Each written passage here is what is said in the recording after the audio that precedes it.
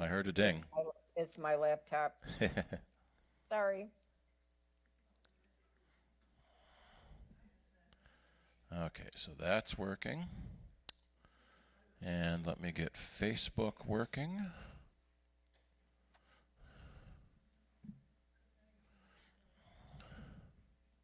I don't want to review changes. I just want to bring up this streamer. Not now. Go live.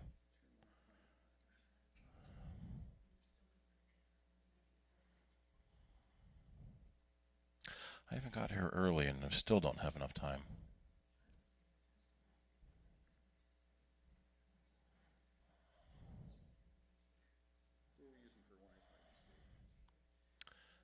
The church one, I think.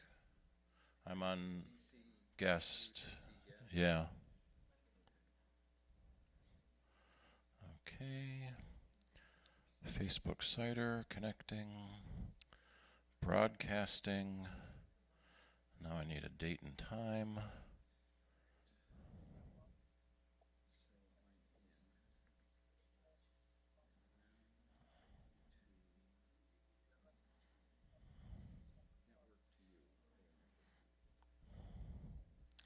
Twenty 22 10. No. 12. CIDER. Journal meeting live. And I need my CIDER text, which is in this other window.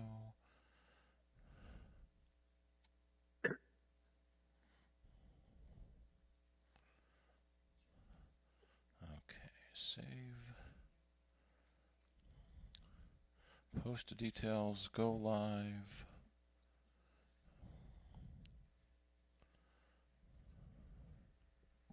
Okay, so we don't need that. So I want to mirror to your screen, or do you just want to open the Zoom meeting? I thought that I would mirror to your screen. You can continue doing whatever the hell you want. I'm trying to catch a pass. No, I have to mirror to Wow, you. you're throwing me you a see pass. me. Okay, If you mirror to me, I see your screen. I got it. Carol, you got a block for me. Server, share your screen. I'm in the upper middle, but I don't know if To I'm in the block. upper middle. You're on my left. Okay, because on my screen, I'm right next to Ken, so if I go like this, Oof, No, we're on the same team, Oh. so I'm passing to him. You're do that again. Carol, do Yeah, that AirPlay again. receiver's on. You should see it.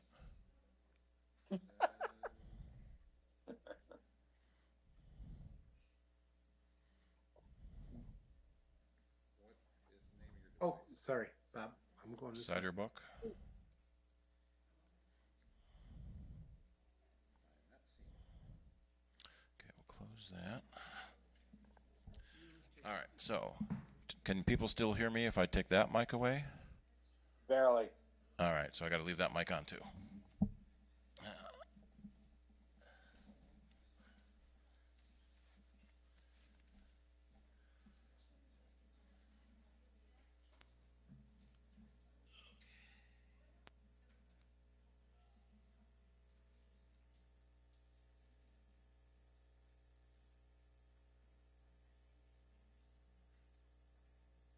Flash. You got to disable and uninstall Flash. It was discontinued 2 years ago. Yeah, it's an old thing. Yeah, full of bugs. Yeah, I don't use it. The only thing I do with this computer is I screen share into my other machine. I don't go on the internet with it. Could not connect. Why not?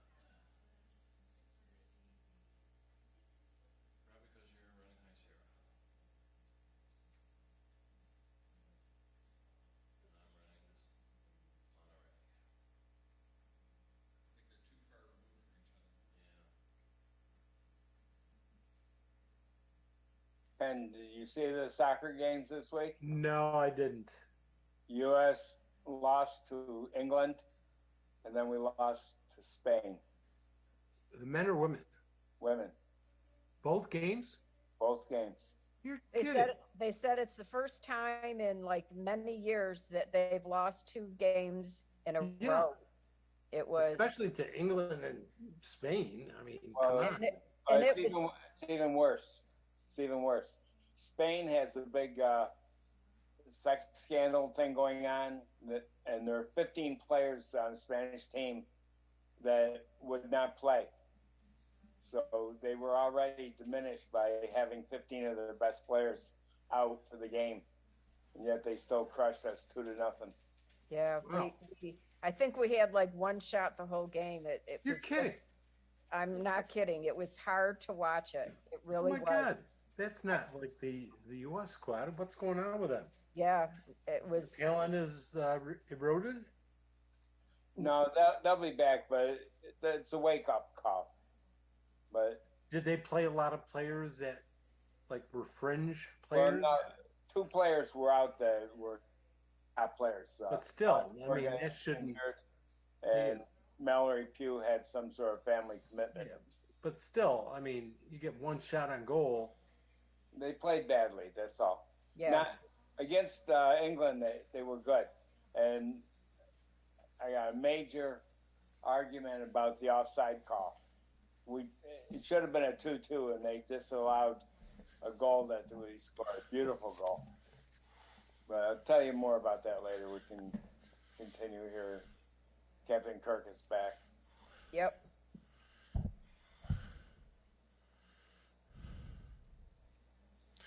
I was going to get something before I sat down.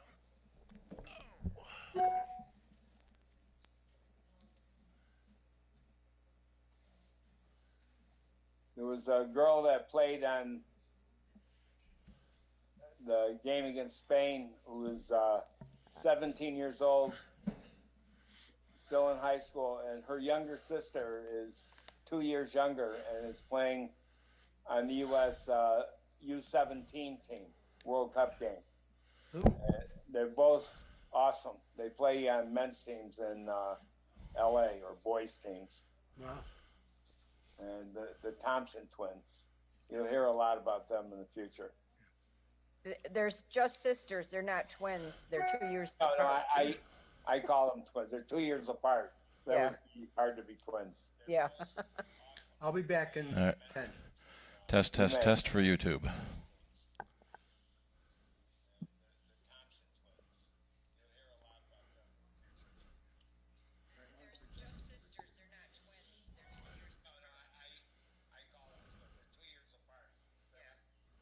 I hear an echo.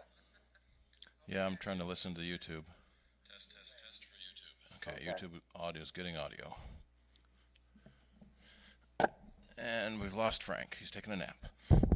We'll try to get it exciting in a minute, Frank. Yeah. All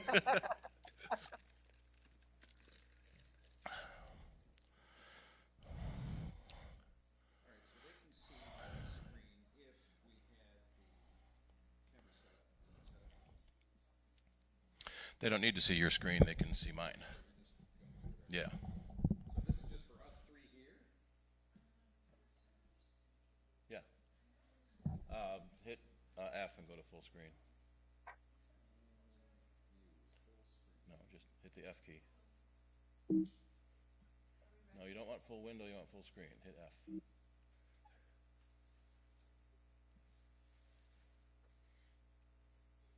That was Command F. No, not Command F. F.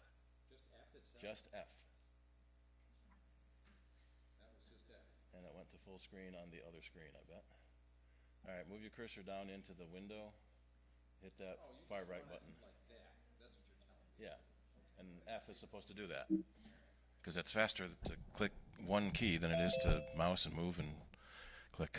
All right. So that, let me go back to the Zoom window.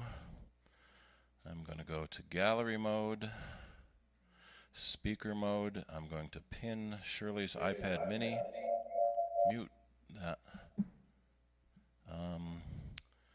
and pin. Somebody's not muted.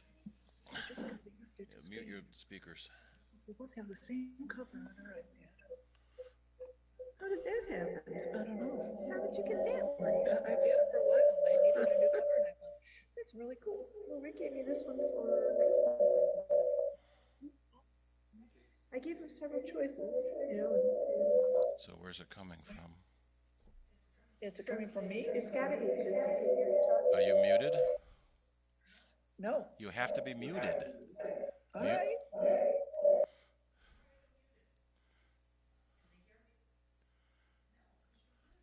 No, don't mute your microphone. Mute your speakers.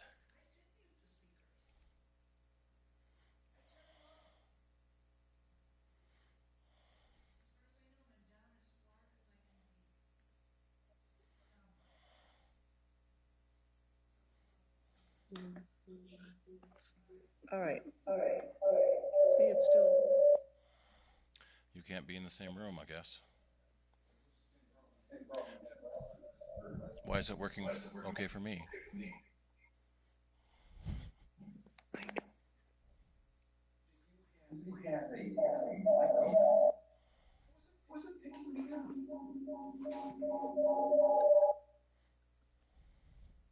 I mean, are you? Like,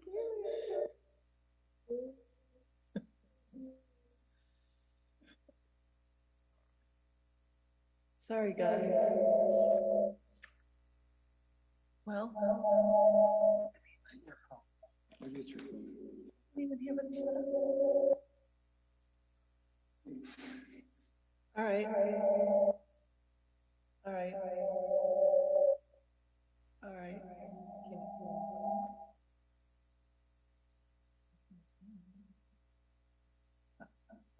You can still hear me.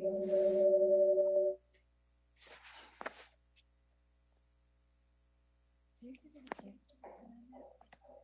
That have sound? Do you get any amps on that?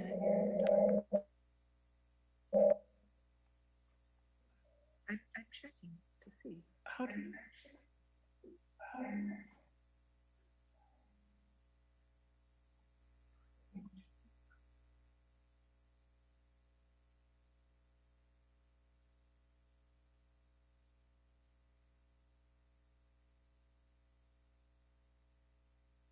What kind of device is Shirley on?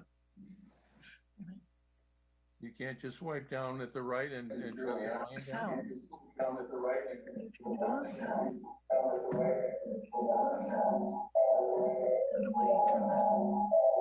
That's your incoming.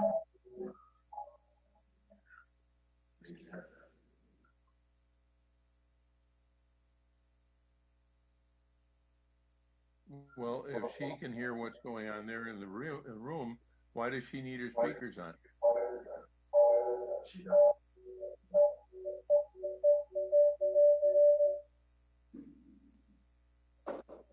I don't even know if to turn on.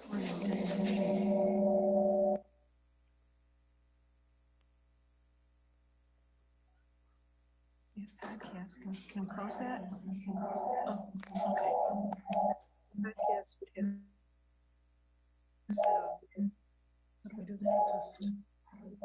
I think you close that. Okay,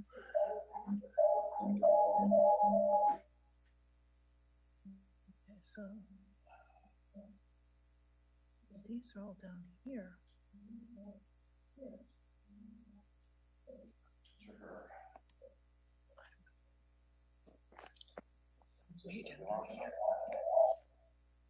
What can I do? But it's coming in to you. It's not the sound out. So how can she turn up the sound?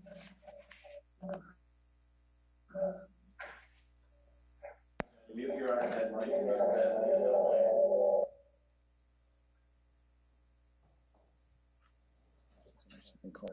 Is there a microphone?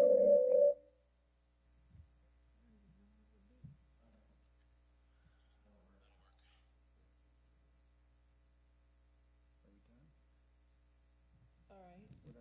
We're not feeding back anymore. I think we're good. Okay.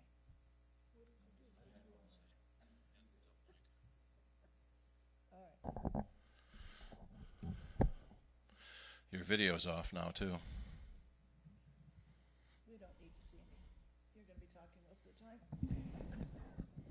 But you're talking now, and so the big black Shirley doesn't help much.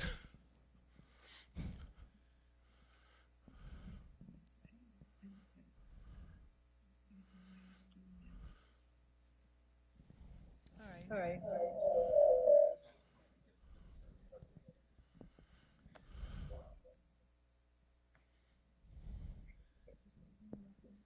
All right.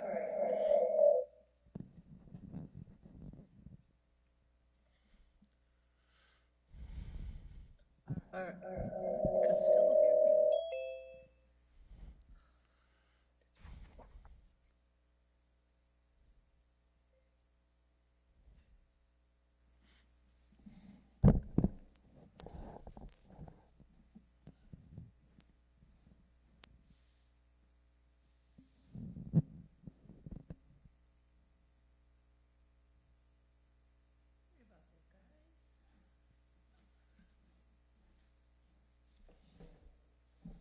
All right.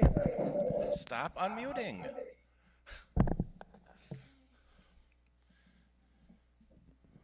All right. You just did it again.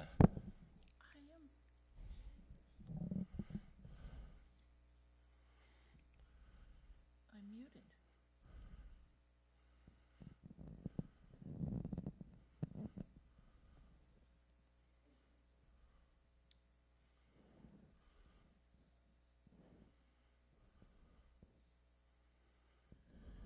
All right, I guess.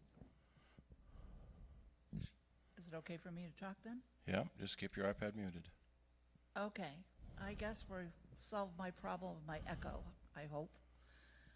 Alrighty, after many glitches, welcome to our Apple Cider October 12th meeting of 2022. And I say happy Halloween, happy fall, and happy Hanukkah. Who knows? All right, well, I'm going to give it over to Steve and let him start with the news, I guess. Right, Steve? Let's hope. Hopefully no more glitches. Maybe it's a good thing we're not having in-person meetings anymore to have all these problems. But, okay. Now, all right, I'm online. Everyone can hear me. And I have no recollection of what I was going to talk about. All right, we were going to see if anything happened in the news this past month. Anyone get their iPhone 14s? Have been using those at all?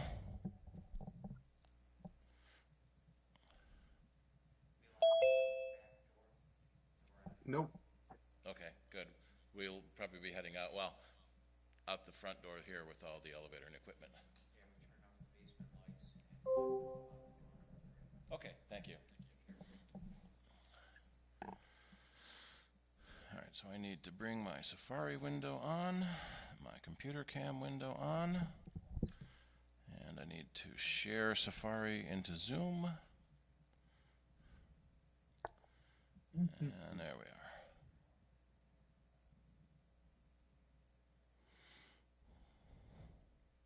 All right, so people can see my screen now, right?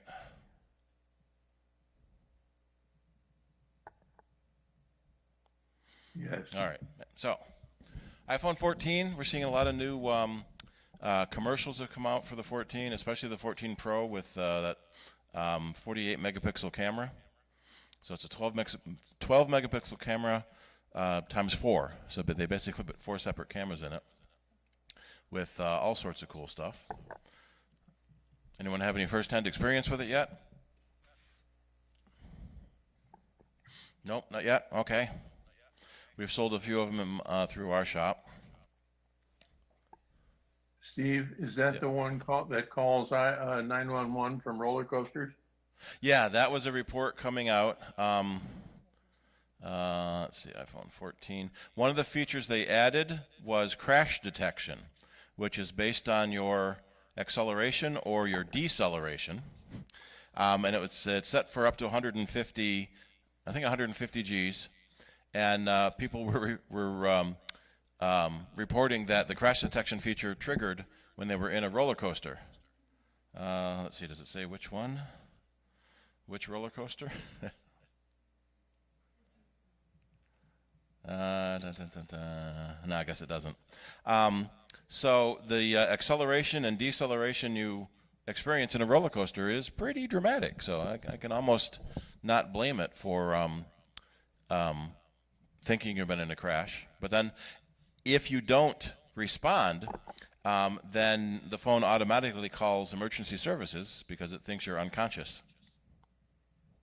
So Apple will have to tweak that in a little bit with a software update. 6 incidents have been reported for false alarms. And they tested it with 1 million hours of data.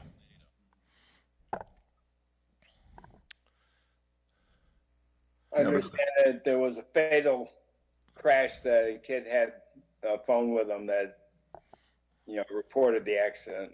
He actually died. Yeah, there have been a lot of stories of people being saved by their phones, calling 911 or their watch with the fall detection.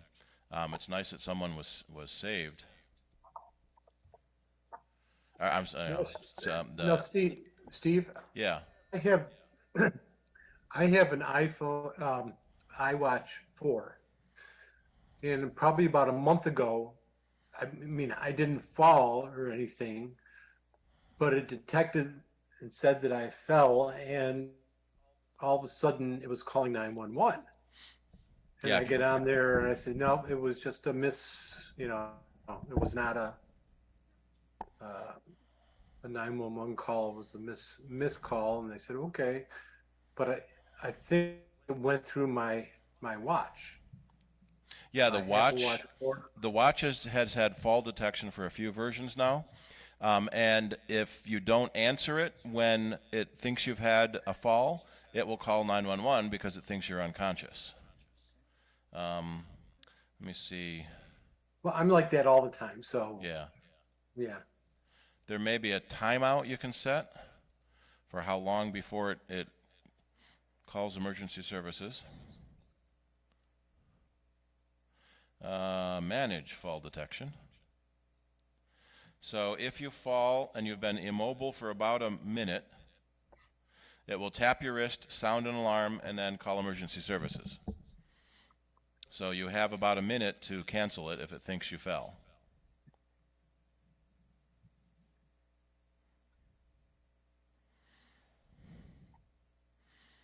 Yeah, so you can turn it, you can have fall detection always on or only during a workout. So if you're working out really hard, then and you fall, you really want the emergency to come.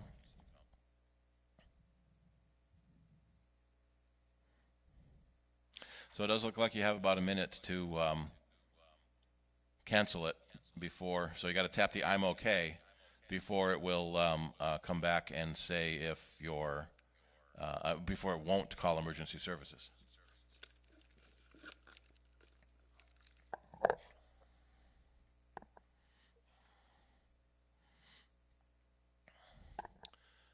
Yeah, and here's the story about the crash detected or alerted someone to fatal accident. It's a very common TV trope where there's a car crash off the side of the expressway into a ravine and no one sees it and people are there for hours, days, or years, depending on what type of cop show it is, before they get found again.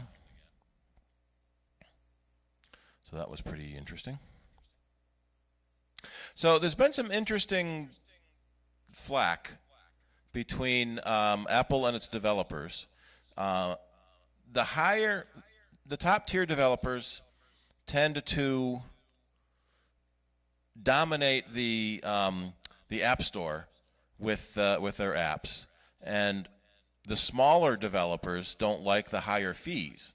So Apple last year or so changed their fee structure so that if you make more than $1 million a year on your apps in the App Store, you get charged to 30%. If you make less than $1 million, then you only get charged 15%. We jokingly called that the Fortnite tax. because it's massive games like Fortnite, which earn $1 million a day, let alone a year, are making that.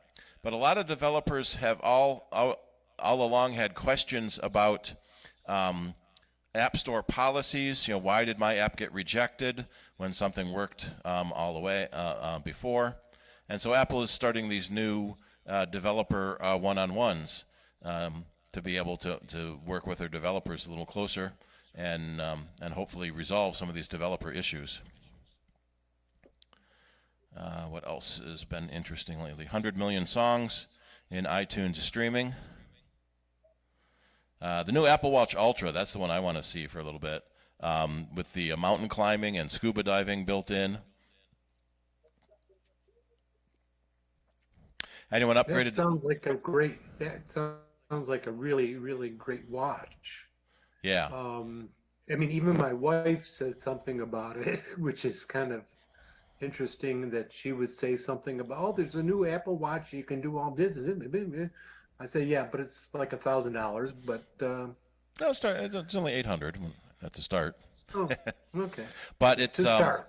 yeah, it is. It's competing with the high-end sport watches from companies like Garmin, and it's extra rugged for people who have a active lifestyle. So mountain climbing and scuba diving, things like that. But it's also the watch, also the most powerful and most super whiz-bang watch too. It's also the biggest watch, 49 millimeters. So it starts at $799, and then you with certain bands, and with other bands it's more. So there's some of the Hermès bands that it's like $2,000 just for the band itself. So the Apple Watch comes in a 41 millimeter to 44 to 45 to 49. I think it was 38 millimeters for the very first one.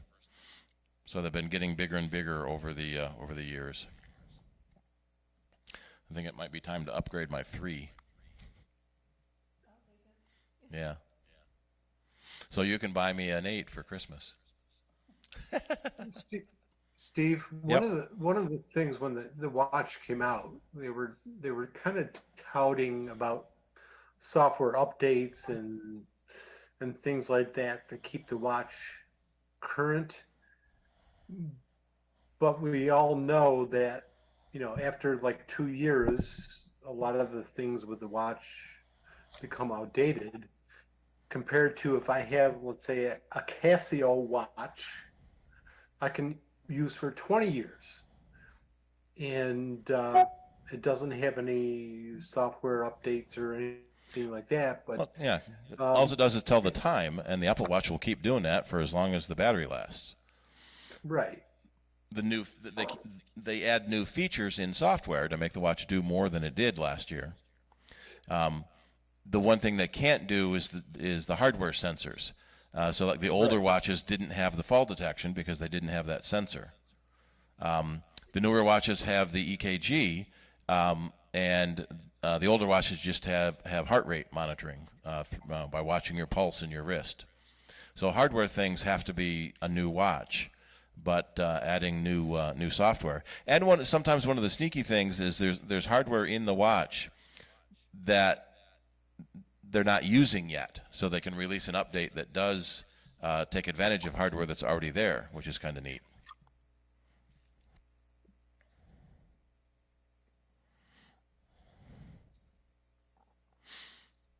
Alrighty, anyone else have anything newsy that happened? Anything big in the news? We're kind of in that waiting for the next Apple event. More rumors about the next iPad, the next Mac. They still have to do the Mac Pro. Apple said they're going to shift all the machines over to Intel by the end of this year, and the Mac Pro is one of the last ones. In fact, on Mac Rumors, they have if I can find it, a buyer's guide that, I'm going to go back, tells you how likely a product is to be discontinued by how old it is. Steve, you said they were shifting to Intel. Are they shifting from it with their own chip? Thank you. From Yeah, shifting from Intel to their own Apple Silicon. Shifting, yeah. One of the things that I found very interesting the last couple weeks is the conflicting reports about the iPhone 14 production. Some have said that they have increased the iPhone production of 14, and some have said they have backed off on the iPhone 14 production. One of the problems is Apple doesn't announce any of that. So it's all coming from suppliers that are trying to shore up their own stock. And so here in September, New York Post said that they were not going to increase demand production. Does it say who told them that? Bloomberg is reporting it, so who told Bloomberg? Bloomberg Businessweek. Yeah. No, I have to subscribe in order to read the article at Bloomberg. So we'll read it at New York Post. So that's one of the problems is there's one company in China said something to a reporter, and then it gets blown all over. So here's so 9 to 5 Mac in September said that Apple reverses its plan to increase production. So that's probably been reported to being we're going to decrease our production. No, they're just not going to increase it any. So sales. So one of the problems they've always had, and it's actually one of the things that Steve Jobs fixed when he first came back to Apple, is too many products. So there are 4 different iPhone 14 models to choose from. So there's the 14, the 14 Plus, the 14 Pro, and the 14 Pro Max. It's nice that they have a wide range of prices to buy from, but it does make it hard to decide how many of each to make. You know, do people want the cheap one? Do they want the big one? Do they want the middle of the road one? And that's always been Apple's problem. And in the late 90s, when they had computer lines being sold at Sears and different lines being sold at computer stores and different lines being sold online. Now you had 50 different SKUs and same computer being sold in different stores under different names. So that's when Steve famously did his 4 grids to have a desktop, laptop, and Pro and home users, so 4 computers. And we've kind of exceeded beyond that again. But it's all rumors. Ming-Chi Kuo is a pretty good analyst. He just left a long-time company he was at and went to a different one. Does it say? So a survey. So somebody did a survey. He did a survey asking Hanhai about the production. So they could have lied. Or they could be getting different answers. Yeah. Steve, Yeah. I'm seeing your screen share, and I'm seeing your cursor move around it, but it's back on Mac Rumors Buyer's Guide. Is that really where you are? Are you looking at Zoom or at YouTube? Zoom. Did I lose the window I was in, maybe? Because I had one window going to Zoom. I see your cursor. Yeah, that's all I see. Let me close that one. All right, yep, I was in the wrong window, sorry. That's the window going to Zoom. And I wanted to go to here. So There we go. September 19th, it said they're cranking up production. And then September 27th, it said they're lowering production. So Ming-Chi Kuo did a survey and said they're increasing models, and then a couple of weeks later, they changed their mind and are decreasing models. And so the 14 and 14 Plus, so the cheaper ones are about half of shipments. Well, that kind of makes sense. Half the people go for the cheap one, and half the people go for the expensive one. You can't win either way in your forecasting.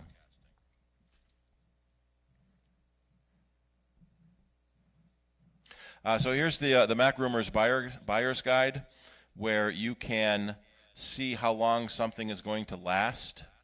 So if I'm thinking I want to buy a MacBook Air, it's just been updated with the M2 model, so it's probably safe to buy, because the M3 won't be coming this fast.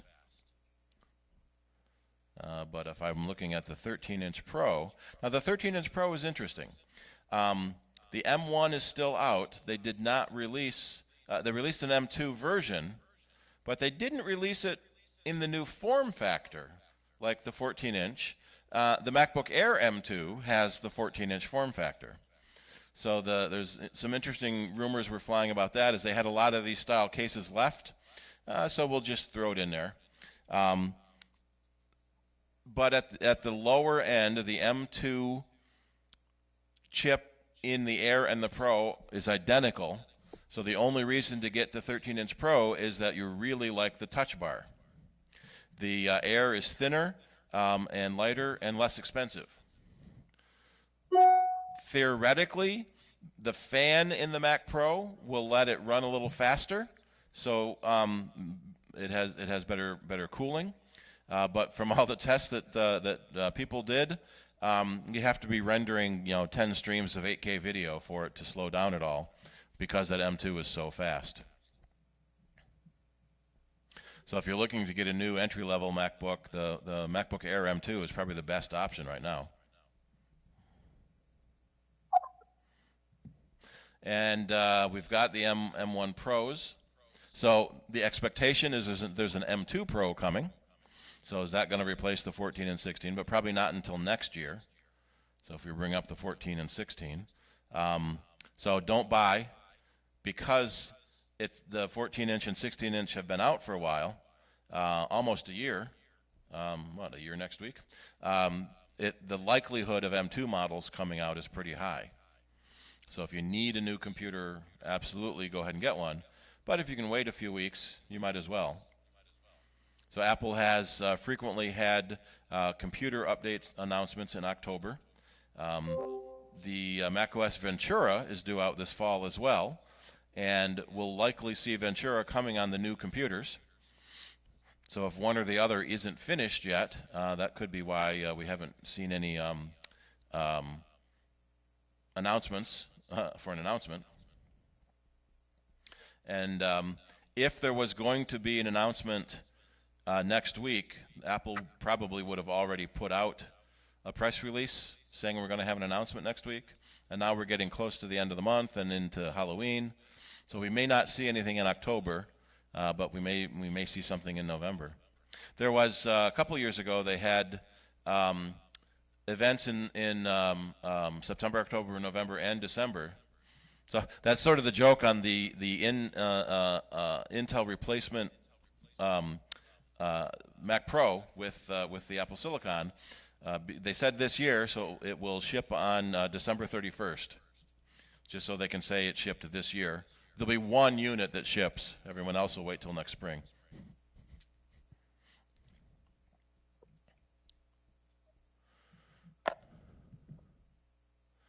Alrighty, Apple. We can go to Tidbits.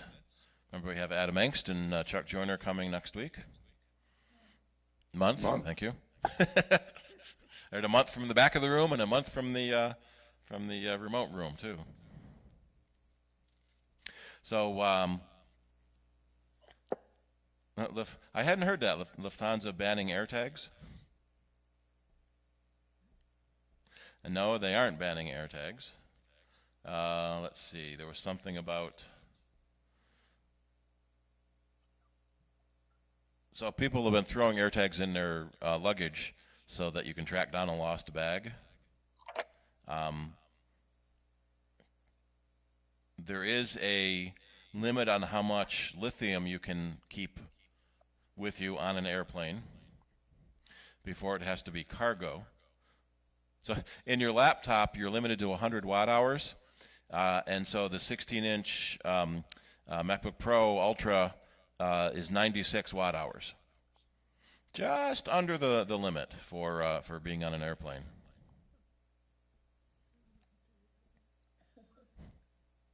Just that much. Yeah, bugs came out. Our bug fixes came out in iOS and watchOS. So here's an example of watchOS 9, their new low power mode, extending the life of older watches. So adding a feature to let the battery last on your older watch longer by a software update enhancing the value of an older watch. That's kind of neat. Yeah, this is actually a big deal. If you have older generation devices, they frequently will fall out of support and get no more updates. And for something like an Eero network router, which controls all of your network traffic, that can be a pretty dangerous thing. That if your router's not being updated for bugs that are found, the bad guys are going to be able to break into your router. Someone's going to find a bug that isn't going to be fixed. And so it's your router may be working fine, but if it starts getting too old and not seeing updates, you may want to look at getting a newer router. And as a benefit, newer routers are often faster. We see a lot of people who started getting the Spectrum 200 meg and 300 meg internet service, but they were using a very old Wi-Fi router that could only do Wi-Fi N if you're lucky, and so it was 50 meg or 100 meg router, and putting a new router in allows your internet to run much faster as well. Yeah, and then USB-C in the EU used to be they just said USB. And so now all devices in the EU have to have USB-C charging. And so we're going to see what happens with Apple, because their iPhones are still Lightning. And will it be Lightning on the phone and then come with a USB-C charger? The iPhone 14 comes with a Lightning to USB-C cable, but no charger in the box. And there have actually been some lawsuits in Europe about that. Claiming that the phone is unusable when you buy it because you're forced to buy another thing, the charger. And Apple's first response is, well, you probably have a lot of chargers already at home, just use those. But we'll have to see how far that works its way through the courts. Apple made the... Yep. Steve, just to piggyback on that, is one way Apple can solve this very easily is you sell an iPhone with a charger, you sell an iPhone without a charger. The iPhone with the charger is $20 more. The one is without the charger is $20 less. And that's another SKU. I could almost see them taking an iPhone box and a charger box and shrink wrapping them together and saying, all right, here's your bundle. Yes. Because you don't want to add another SKU. Apple said last year that they were eliminating the charger from the iPhone box because of electronic waste, but so many people already have iPhones that they probably have multiple iPhone chargers. But now we're seeing iPhones are doing quick charging, so that 5-watt charger you have, yeah, it works, but a 20-watt charger would be a whole lot better to charge your phone even faster. So you may want to... There was something, I think, was it in Brazil, that they were finding Apple because they didn't include a charger in the iPhone? Yeah. There was some, I forget what the term was, but there was a legal term for selling a product that was incomplete or required you to buy another thing. Right. So the way around that is to sell one phone with with a charger and one without, and then let people decide. Yeah. But I guess Apple hasn't figured that out. Well, Brazil stopped them from selling any more iPhones. So this was in September. This came out. Where is the, I don't know if it has the actual legal precedent in Brazil. From the way you have been talking, are we facing a worldwide shortage of SKU numbers? No, but it adds to the cost of production if you have to have multiple SKUs, multiple boxes to fit the charger, multiple printing. I remember one of our customers was a packaging company, and they had their logos and stuff on all their packages. They were purchased by another company and had to change every single package to the new logo and new company name. And they were estimating it would be $2 to $3 million in time and labor to change all of those packaging. And we don't know if they included that in the cost of the sale, or after the new company bought it and said, "All right, change the logo," and that all the designers said, "You know how many products there are and how long that's going to take?" Yeah. And so it's everyone is always trying to cut their costs to make the products cheaper or higher margin. But yeah, so being able to add a bundled charger, I could see them telling their people in the Apple Store to glue boxes together, or like I said, shrink wrap a phone with a charger, so that they can get around that law. But they would have to pay more. Yeah, you'd have to pay more for that model with the charger. Right. A lot of people were upset when Apple removed the charger from the iPhone box. They didn't lower the price any. So they basically said, the cost of production has gone up, so we're not going to raise the price any. We're going to take the charger out so it doesn't raise the price.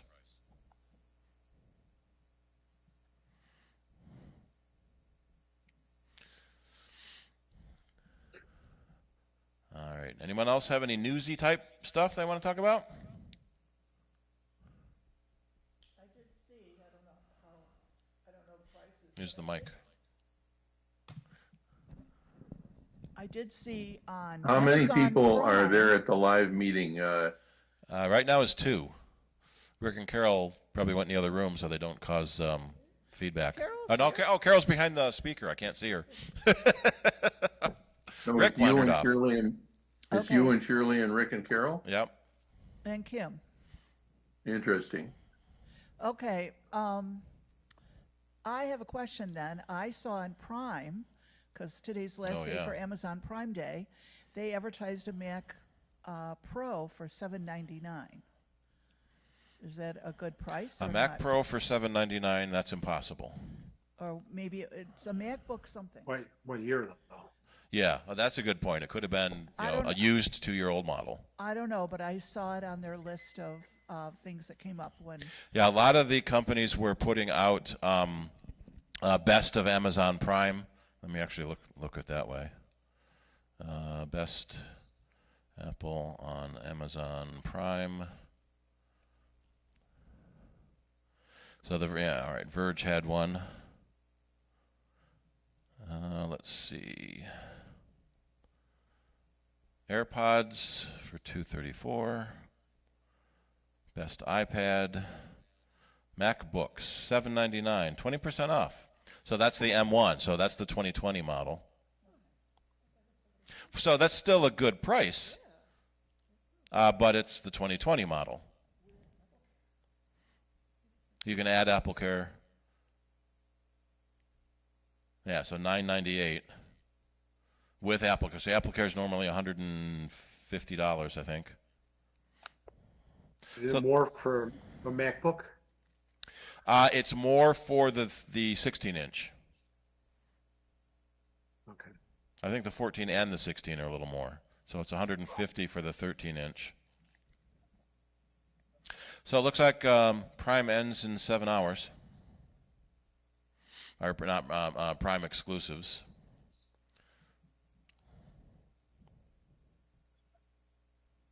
Yeah, everyone get your wish lists ready for Christmas. Let's see what else they had listed here. So they had the 2022.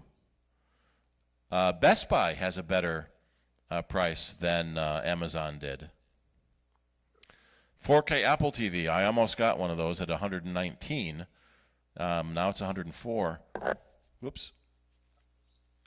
We had to get a new TV a couple weeks ago, and of course everything is 4K now. So my HD Apple TV, it upscales to 4K, but when I go to the 4K native apps on the television, things do look better. But the annoying thing is buying 4K content costs more. So it's $20 more a month for YouTube TV in 4K, and not that many channels broadcast in 4K yet. So we're a little catch-22 on the 4K. 13% off an Apple Watch 8. So a lot of the websites were scouring Amazon for the best of deals. Let's see what they found. Let's see. An M2 MacBook, $150 off. The M1 was $200 off. So a lot of times it's the same one. $400 off a 14-inch. Wow. That's pretty good. So, as someone who works at an Apple store, even though we're not we're not the Apple store, these prices are way below our cost. So, is Amazon losing money on these sales, hoping you're going to buy other stuff too? That's the only thing that makes sense. That's the old joke about, we lose money on each one, but we'll make it up in volume. Or is Apple selling them the stuff cheaper than they sell it to you?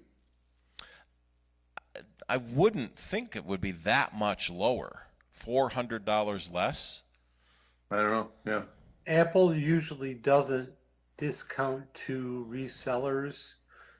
Apple doesn't discount, period. Yeah, at a real deep discount or whatever, they just, hey, this is it, and Yep. whatever you want to do, if you want to bundle with other things to get more traffic Yeah. for other products. I could see somebody like Amazon saying, Apple, we want 1 million of these units. How much off are you going to give us? When we buy 20, that's not much. But when a giant company like Best Buy or Amazon, they want 1 million of them, that could make it. It depends if, for somebody like Best Buy, does each Best Buy store stock their own themselves, or does Best Buy corporate buy massive quantities and then send it down to each of the local stores? That'd be the question. Amazon UK, 126 pounds off. I don't know. Did the pound? Is the pound making a comeback? I read the other day that the pound crashed. I don't think it's doing great yet. Yeah, it's really down, $1.12 per pound.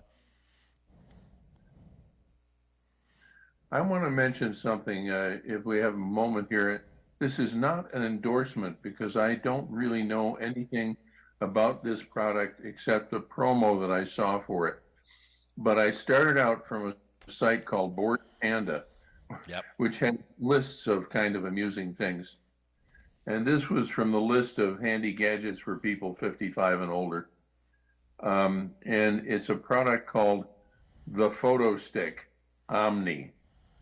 And it looks basically like a flash drive, a thumb drive with adapters to fit various kinds of plugs from Lightning to USB-C to USB-A or whatever like that. And depending on the expense of the model you buy, it can hold up to 60,000 photos and eliminate duplicates for you and organize them. And if the thing is real, I mean, I'm tempted to look into it because I'm so damn lazy. And I've got a bunch of crap in my MacBook that it would, especially now, I don't know whether it could eliminate these duplicates and eliminates them back in your computer too. But anyway, I just thought it was an interesting product. There is a program called Power Photos that will find duplicate photos in your George library Engel. and let you remove them. George Engel has sent out a lot of articles about that kind of Yeah. thing. One of the problems with most of the photo finder, duplicate finder things, they give you a list. Here's a list of 1,000 photos. You pick the ones you want to delete. So then you have to go through each one and say, is this really a duplicate of that one? Most of the time, the photo or even file duplicator finders just look at the date and time creation of the file. If the date and time is right, are the same on two files, it's probably a duplicate. But Yeah. sometimes you might take or you could accidentally take a burst of photos and have 10 photos that are almost identical, but you want to delete all but one of them. So that becomes a little trickier. So it's as a flash drive, it's really nothing too special, but it's got USB-A at one end and then Lightning at the other end, which is convenient. The picture they showed in the article had at least 3 different types of connectors sticking off. It wasn't a wheel, but they were arranged like spokes of a wheel around one end of the device. I have seen a really interesting USB-C or USB-A connector where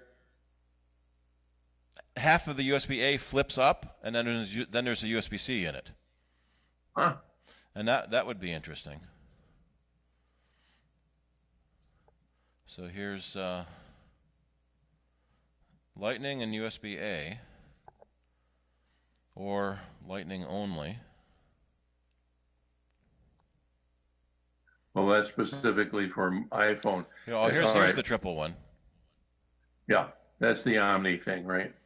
Yeah, Lightning, USB-C, and that's probably USB-B. Does it say?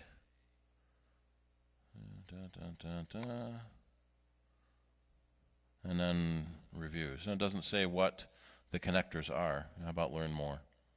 No, that's just the payment. I think you're right looking at it. That's probably on that end. It's the Yeah. Lightning USB-A and USB-C and B, and then the other end of the stick looks like an A. Yeah, so some Android phones have mini B and some have micro B, and that was always an annoyance. Oh, goody. Anyway, there it is for what it's worth. Yeah, so that's $60 for 32 gigs. That's not too bad. How much was Power Photos? On sale right now, 20% off. How much? Store. $30 for that. And then use your own flash drive. That's kind of neat. So if we go to Amazon, what is Amazon telling us their best deals are? Last call for deals. What kind of deals do we want?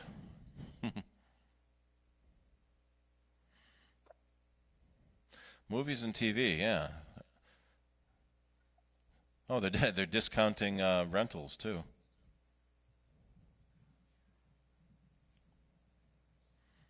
So this is a good time to mention as we're getting close to shopping season to use the referral links on the CIDER website. So far, in my purchases, I have generated $36.91 for apple cider. And This year or for all time? I think that's all time because it says as of October 11th, which when you backtrack that we've been doing this for 10 years, not really too much. But every little bit helps. So Amazon Smile is their nonprofit donation, and that's smile.amazon.com.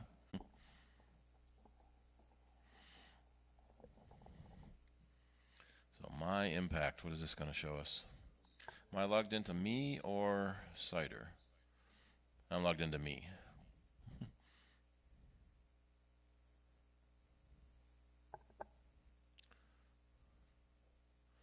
There is a blue scratchy lines on my screen.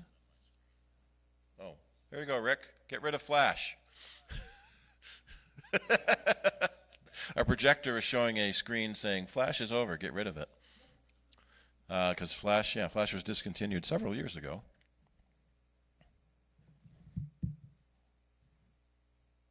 Oh, we just lost the Zoom meeting.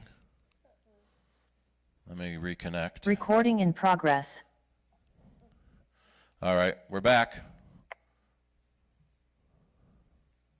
That was interesting. Everyone lost us for a minute. I'm going to pin me again. I don't hear nothing now. Oh, okay. There we are. All right. And we're back. We had a hiccup, apparently had a hiccup on our Wi-Fi. Uh-huh.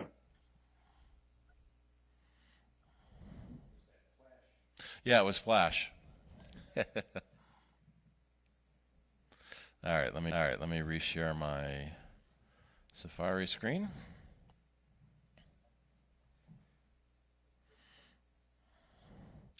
Alrighty, shall we? I don't know. We can all take a break whenever we want to, because we're all kind of just here, and you guys are all kind of just there.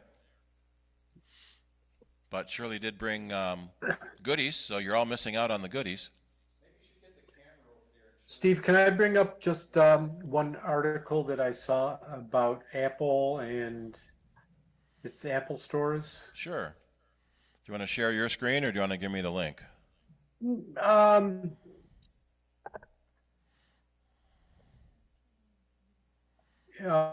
me, if you want to share my screen, you can. All right, you can share. Well, it now. basically, you don't even have to share the screen. Basically, it's on Mac Daily News about the Apple Store and the unionized store in Baltimore, Maryland. And basically, Apple is saying to all of its stores, other than this store, that they can pursue educational classes and maybe better healthcare, except for the one that's unionized, saying that they have to negotiate any agreements. Maybe that's that first link here about employee benefits. No, in other words, it would have to be agreed Yes. in their contract. Right? I can see Apple being that what do they call it, malicious compliance. Yes. The union has a document that describes everything employees are required to do and allowed to do. And if Apple creates a new service that's not in the union contract, union employees can't do it until it is in the union contract. So they need to go back and renegotiate with their union to add this thing. Yeah. Yeah, Baltimore and the Towson store. Shirley, we got to go to the Towson store next time we're in Towson. In Baltimore, and it's like they're trying to play hardball with the unions, and I mean, one thing they could do is just close the store, and that's the end of the union there, because now it's no more store. But Apple is definitely trying to, limit unions in their stores, and they don't want this to happen. And even though they said they would negotiate, they're not really doing that. And from a person who is, a union person, this is. I think unions are good for America and help the middle class and help people gain things that Apple is playing hardball with this. I'm sure you're right, but what I'm wondering is, where does the law stand on doing something like closing that store in Towson and then surprisingly opening a new store 6 months later somewhere else around Baltimore? Yeah. You know what I No mean? problem. They can do that. It's a different location. Yeah, right. Now, is Um, this, so this is not Apple talking. So this is the author here, that Apple retail workers are already and have been for a long time among the highest paid retail workers in the world. So that's interesting. Well, let's see what, let's see the facts though. Yeah. I mean, somebody can say something, but it doesn't mean it's true. I mean, I don't know what Apple employees get, whether they're the highest paid. You take a look at what they're paid in the US. I don't know, but obviously a big company like Apple does not want unions in their company. Yeah, they even hired some notorious anti-union lawyers when several of the stores around the country were talking about unionizing. Yeah. And the same thing with Amazon. When they were going through their union votes, it was a very contentious period with Amazon and their votes and being pressured and all this other stuff. But big business wants their money no matter what, even though it will hurt their employees. Well, there's an interesting dichotomy in the U.S. is that a company has a fiduciary responsibility to maximize profits to its shareholders, and if they can maximize profits by hurting employees, they're legally required to do so, as long as it doesn't break any other law. Right. I am not an expert on this, but I don't know whether that's the case in every state in the country. I believe it is the case in the state of Delaware, which is why for decades now many companies have incorporated in the state of Delaware. And the Delaware state taxes for companies are very lower and beneficial to the company. Yeah. Not surprised. Oh, okay, so why do so many companies incorporate in Delaware? It's a very common Google question.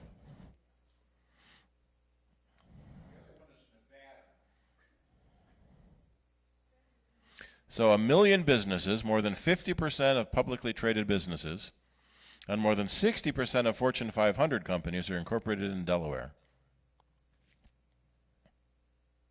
Yeah, their courts, the tax system, laws, and policies have been attractive for businesses.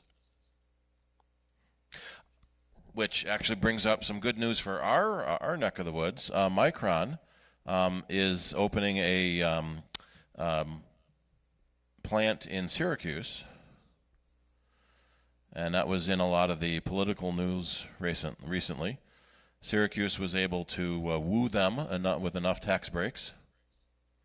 So it'll bring up to they said 9,000 jobs during construction, but then how many jobs would be, 9,000 jobs over the next 20 years.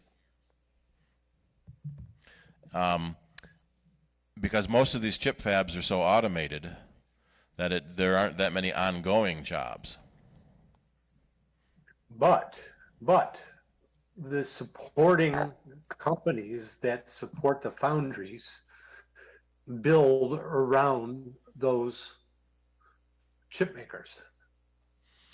Yeah, that's one of the reasons so much manufacturing has moved overseas, is because the chips are built there, the raw materials, come in there, and so it's easier just to build everything right there where everything already is. In Albany, they have a big foundry that they built a number of years ago, and they were saying how a lot of the companies that would supply and work with those with that foundry of making the chips are building or have their offices right near that location because it's more beneficial to be right next to them. So that increases the number of jobs that are related to that foundry quite a bit. So it could be the same thing with Syracuse, even though you may not have a lot of necessarily a ton of jobs in the foundry, all the supporting companies that supply the foundry and other things will increase. Yep. Oh, it's right on. It's right on Route 31. There was actually, in sort of semi-related news, there was an announcement in Parenton about $1 million skate park. Just got funded. So $1 million in state aid for a skate park, and we're trying to think. $1 million for a skate park? Holy crap! Are the ramps going to be solid gold or something?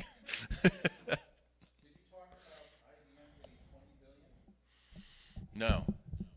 IBM got $20 billion for something?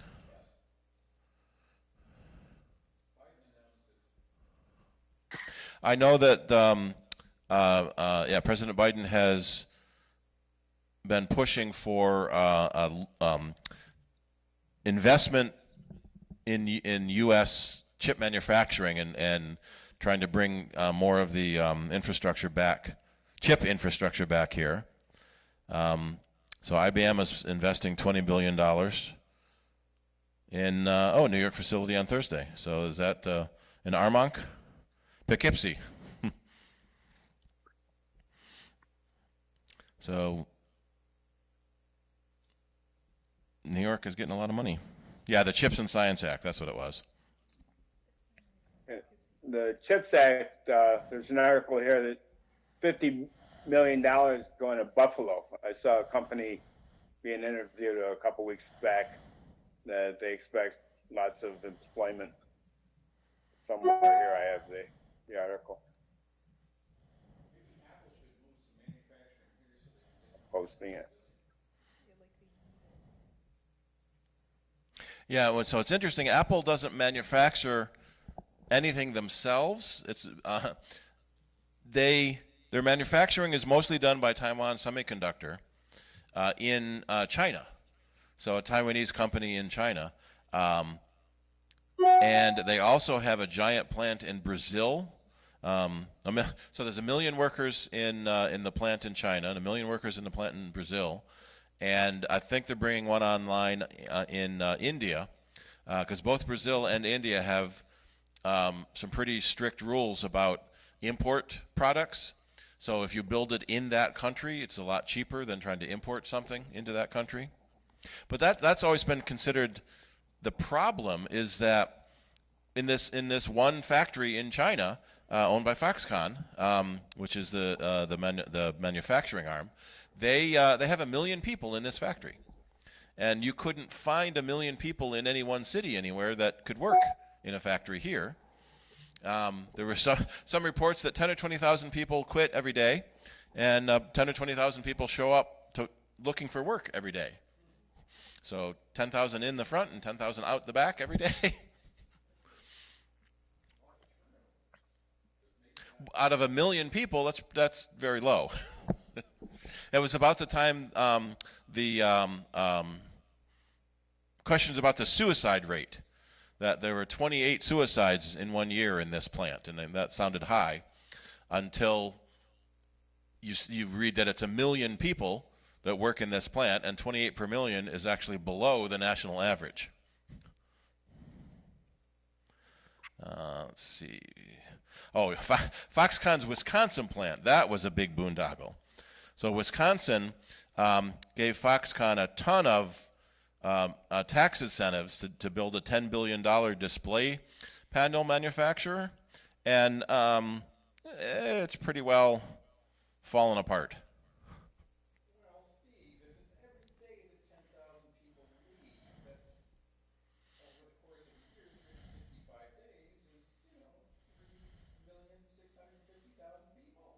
Yeah, and 3 million people get a job in the front, so the net loss is zero.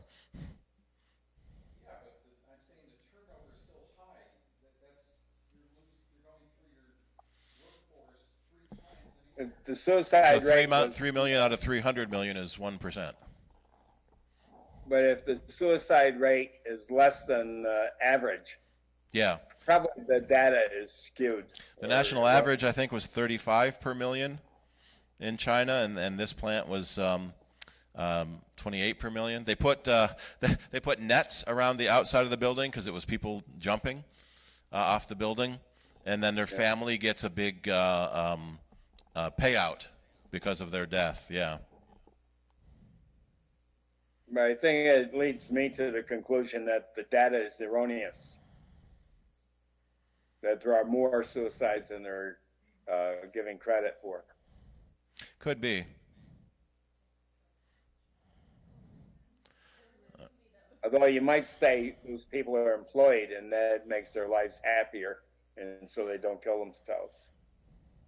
Yeah, from what some of the original stories were that it was extremely poor rural village people that were sending their kids to work in the factory, and then they would send their money back home because of the how poor the village was. There was actually a very big issue with the Three Gorges Dam. They built this massive dam blocking the Yangtze and, well, the Three Gorges, so the confluence of three rivers. And the water level was going to rise about 1 kilometer.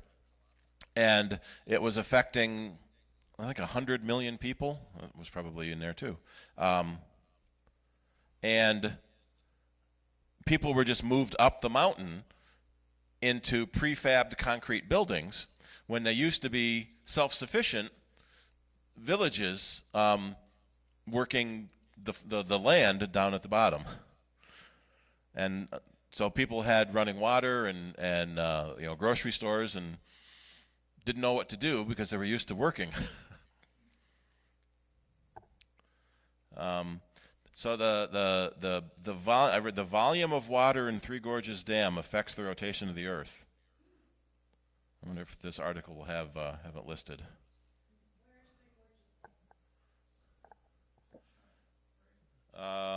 In Hubei province, in the Yingling district.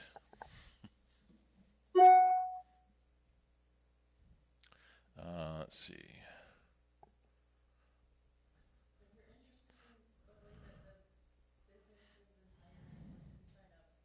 There it is.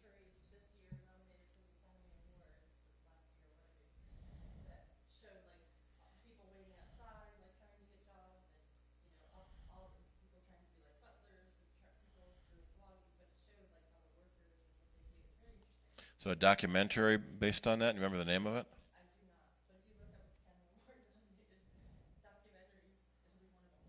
Huh.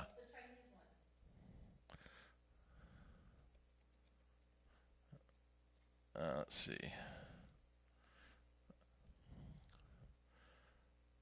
Winner? Chinese factory? American factory? Was that it? I don't know. Yeah, so the Three Gorges Dam has changed the length of Earth's day by 0.06 microseconds because of the mass of all the water. Longer or shorter? Increase.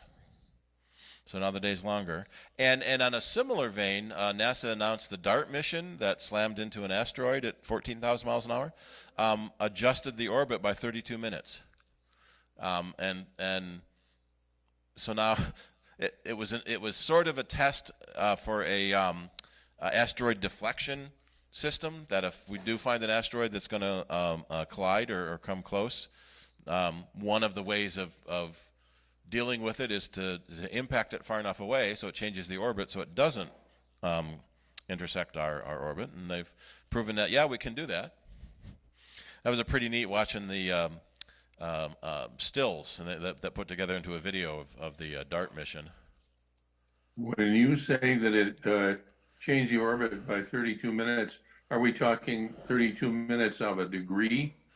It was 32 minutes of its annual orbit. Okay. Either slows it down or speeds it up. So time, not direction. Right. So like we have a 1 year. Our orbit is 1 year. So it will miss its trajectory. Yeah. Here it is.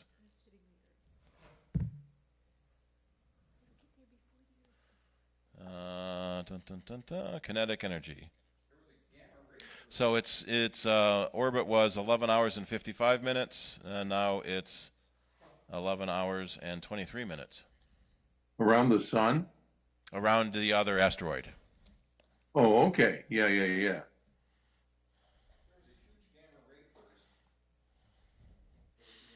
Gamma ray burst,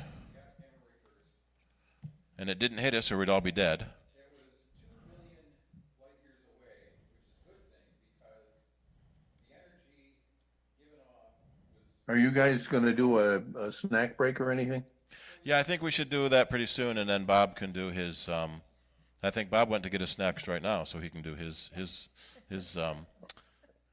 Awugu. uses Avuga report. They said it was 1 trillion times the amount of energy released by all the stars. Hey, we'll take a picture of our professionals. Yes, we'll take a picture. Because I'm going to go disappear for a few minutes and catch up with my sister upstairs and see how she's doing. Yeah, it's He probably a came good home. time to take a break anyway. She came home from her surgery today, so. All right, see you in a bit. Alrighty. Smoke them if you got them. All right. So if you go to Google News, you can find that article about the gamma ray burst. I don't know. No, I'm not.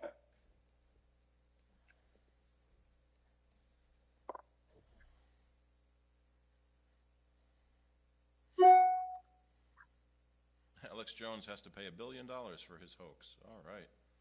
So that would it be technology or science? Probably science.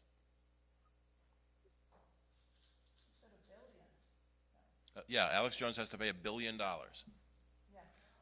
Ooh, new launch date for Artemis.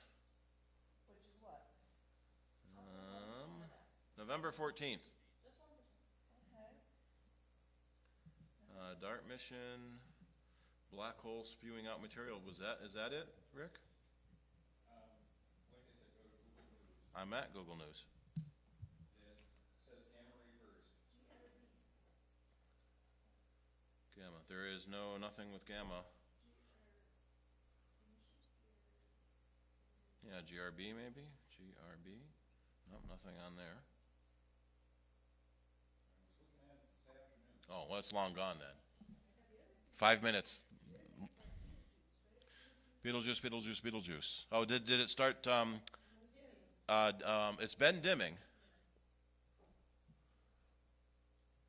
You're in this occulted moon early this morning. Here it is. So the gamma ray burst was 18 hours ago, is when they had it in the news. Yeah, I had to search. Yeah. 5 minutes later, there's completely different news stories on the front page. 18 trillion electron volts. Wow. Yeah, there was a Falcon 9 launch the other day that passed in front of the moon, and a lot of people were taking pictures of it.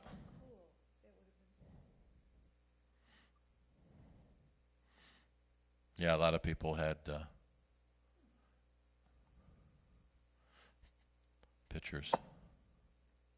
Yeah, the videos were neat too. Well, just for a FYI, Strasbourg is doing a star show with the James Webb Telescope.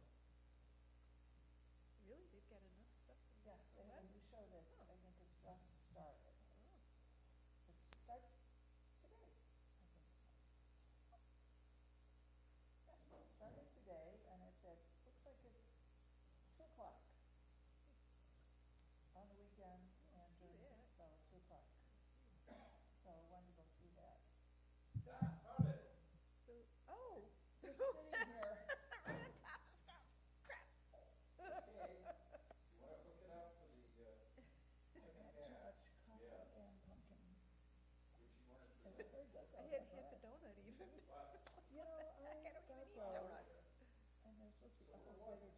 Anybody talking to me? Really just anything, I'm really disappointed thinking that, you know, they were gonna be so good. Maybe they should put more like cinnamon on them or something, you know?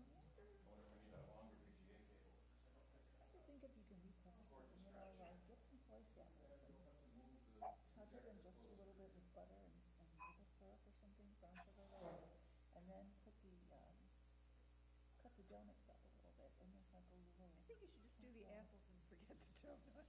Yeah, but I Just gotta, I cook bought up the this apples. specifically, I have to, you know what? I have to get a hair procedure in on Friday for hair. So I think what I'll do is I'll bring it into the, Got a 35 There you in go. the back. Somebody will eat them there. and put them out, and then same with some of the bread, because I have another whole loaf of bread. You know, I'm like, how fast can I eat this Even stuff? just sprinkle a little spice in there. See, when I made that, I was thinking I should just put some of that in my batter, but I had never made it before, so I wasn't sure how spicy it would be. You know? Yeah. So now if I make it again, it wasn't that hard. I And like the bread though. That's what I mean, the bread. I put a little bit more. Cause I always make something, as they say, and then if I like it, I go back and I see if Then I you could can use change more of it. this, or decrease this, or. Yeah. Now what I bought is I bought dried buttermilk, because every time I buy buttermilk, I never use You it don't all. use it up. Yeah, what are you gonna use it So in? I found at this place to get dried buttermilk, and then you just put it in cold water, and voila, you have what you need the buttermilk instead So of. it's like it comes in a box? It's powdered. Well, I bought, when I saw it was at like a farm stand where it had all these spices and stuff, Uh-huh. and I thought, okay, so I So bought, like how big a thing is it? it was a cup, Just like a so I cup. bought 2 of them. But I do know that you can go on like Amazon or those places and you can get like a box of it. Yeah. So. But I mean, that would be nice because you can make like pancakes with it. And you don't have to worry about the liquid unless you know you're gonna use all that liquid. And you can use it for salad dressing too. You can add it to. So all this is you just put some in cold water, whatever you want, so it's at a cup, 2 cups, so whatever size you want, like my recipe said 2/3, I put 2/3 water and 2/3. And then it whipped up, just add it. Because really, I'm constantly, but I never even go back, Yeah. because I just never use, I think I'm gonna use it, and then I don't use it. I have the same problem with like sour cream. You know, Yeah, if I get it, something. you know, so I get the bigger one because the little one is like so much more expensive. Yeah. You know, So so then I you get the bigger one and then it's like it sits there and then it gets moldy And eventually. then you're like, I'm gonna waste it. Well, now see, it's like baking season's coming. So I tend to think that I'll be using up more stuff. So the chances are, I try to buy like updated baking soda and baking powder. Yeah. Because after Christmas and everything like that, we get to spring, I never really bake anything anymore. You know what I mean? It's like, so by the time we get around to the fall, it's like, is it still good? Yeah. But you can always use it in the refrigerator, you know, just to reserve flavors and Basically, I stuff. put it on my Or you can carpet. use it to clean. I put it on my carpet, like sanitize it a Yeah, little bit, you know, yeah. vacuum it. Use it for cleaning. I use it in my non-stick pans. You mix baking soda with a little oil, and then you can scour a non-stick pan, and it won't scratch it. I got a couple Stains years off. ago for Christmas, Betty, and the only pans I wanted from Amazon. I can have which size you wanted, but I found a really small frying pan, like this size, which I found too small. I really needed like a bigger frying pan. And the small one, the only thing that a small frying pan is good for, because I have one, well, you could do like 1 egg or 2 eggs maybe. Yeah. But like if you do like a bean burger or something like that, that needs a non-stick pan, then But I found that you need a microwave. I have no microwave. what happened to your microwave? It died. Oh. So we thought, oh, maybe it's fine, and it does all this. Well, they're pretty cheap, Yes, you know? yes. So with Christmas coming up and everything, I think I was like, do like 40, 50, because you just need a small one. Yeah. Just to use on occasion when you need to use Oh, microwaves. we use ours a lot, and we have 2. We have 2 microwaves. Because Rick got one. I can't remember where he got it from. If it was like a church rummage sale or what it Yeah, was. because all you need is just a small one, because we use the air fryer one, induction oven, a lot. But it just can't do certain things, you know, and it's sort of like, so, I don't know if I would say that was a Christmas wish, it's just sort of like, Because I've you got know, a- cheap on it.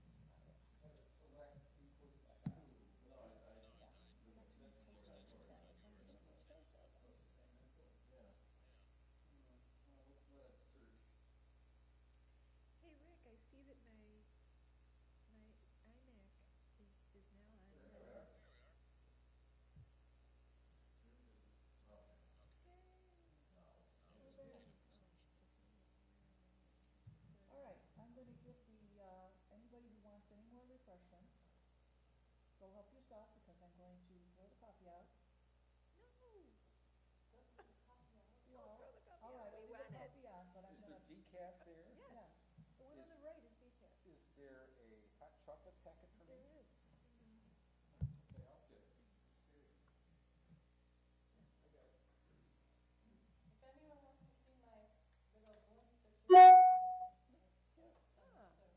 Oh, so you're gonna put it, where, are you putting it in your cupboard or?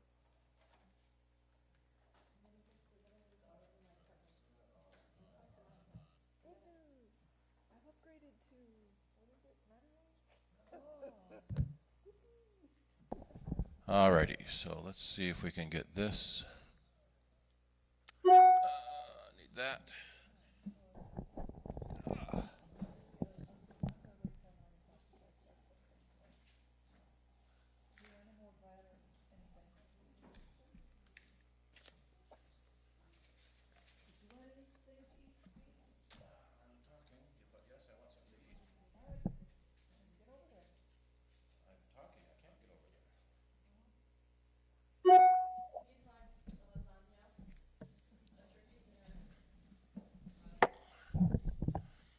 All right, so if we jump ahead,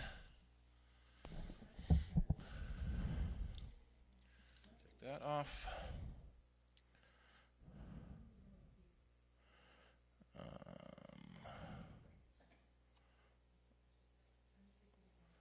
That's interesting.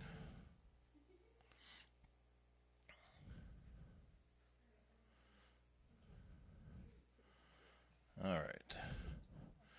About ready to do your Awuga report, Bob?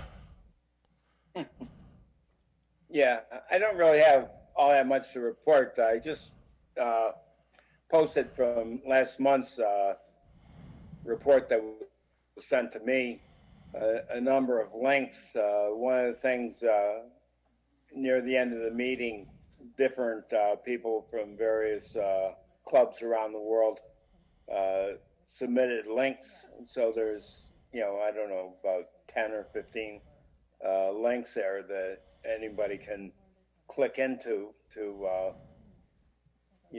see what these other clubs are all about. Basically, those who don't know, I think maybe that's just Vanessa. Good to see you. It's been a long time. At any rate, Do you want to share your screen, or do you want me to bring up a page? well, you could, can you, yeah, I could share my screen. Let me see which, I'll go to that.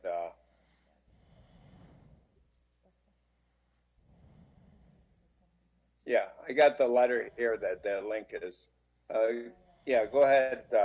Do I have to click share screen? Yes. And then pick which screen you want to share. Okay. Yeah, here's a typical report that I get from Tom Piper. I'm trying to remember, I think he's in Illinois, or he's west of here, because he always sends out the link for the meeting at 5 o'clock, but that's Central Time. So I have to remember to be there at 6 o'clock. And, here you all can read it. I'll just kind of. Can you make your text bigger? Oh, yeah. Command plus I a couple of can't do times, that. make the text bigger. There we go. Yeah, I have to do that all the time. Well, do you want to back up and explain what Awuga is for those people that may not know? Well, it's Apple World User Group University, I believe, the U.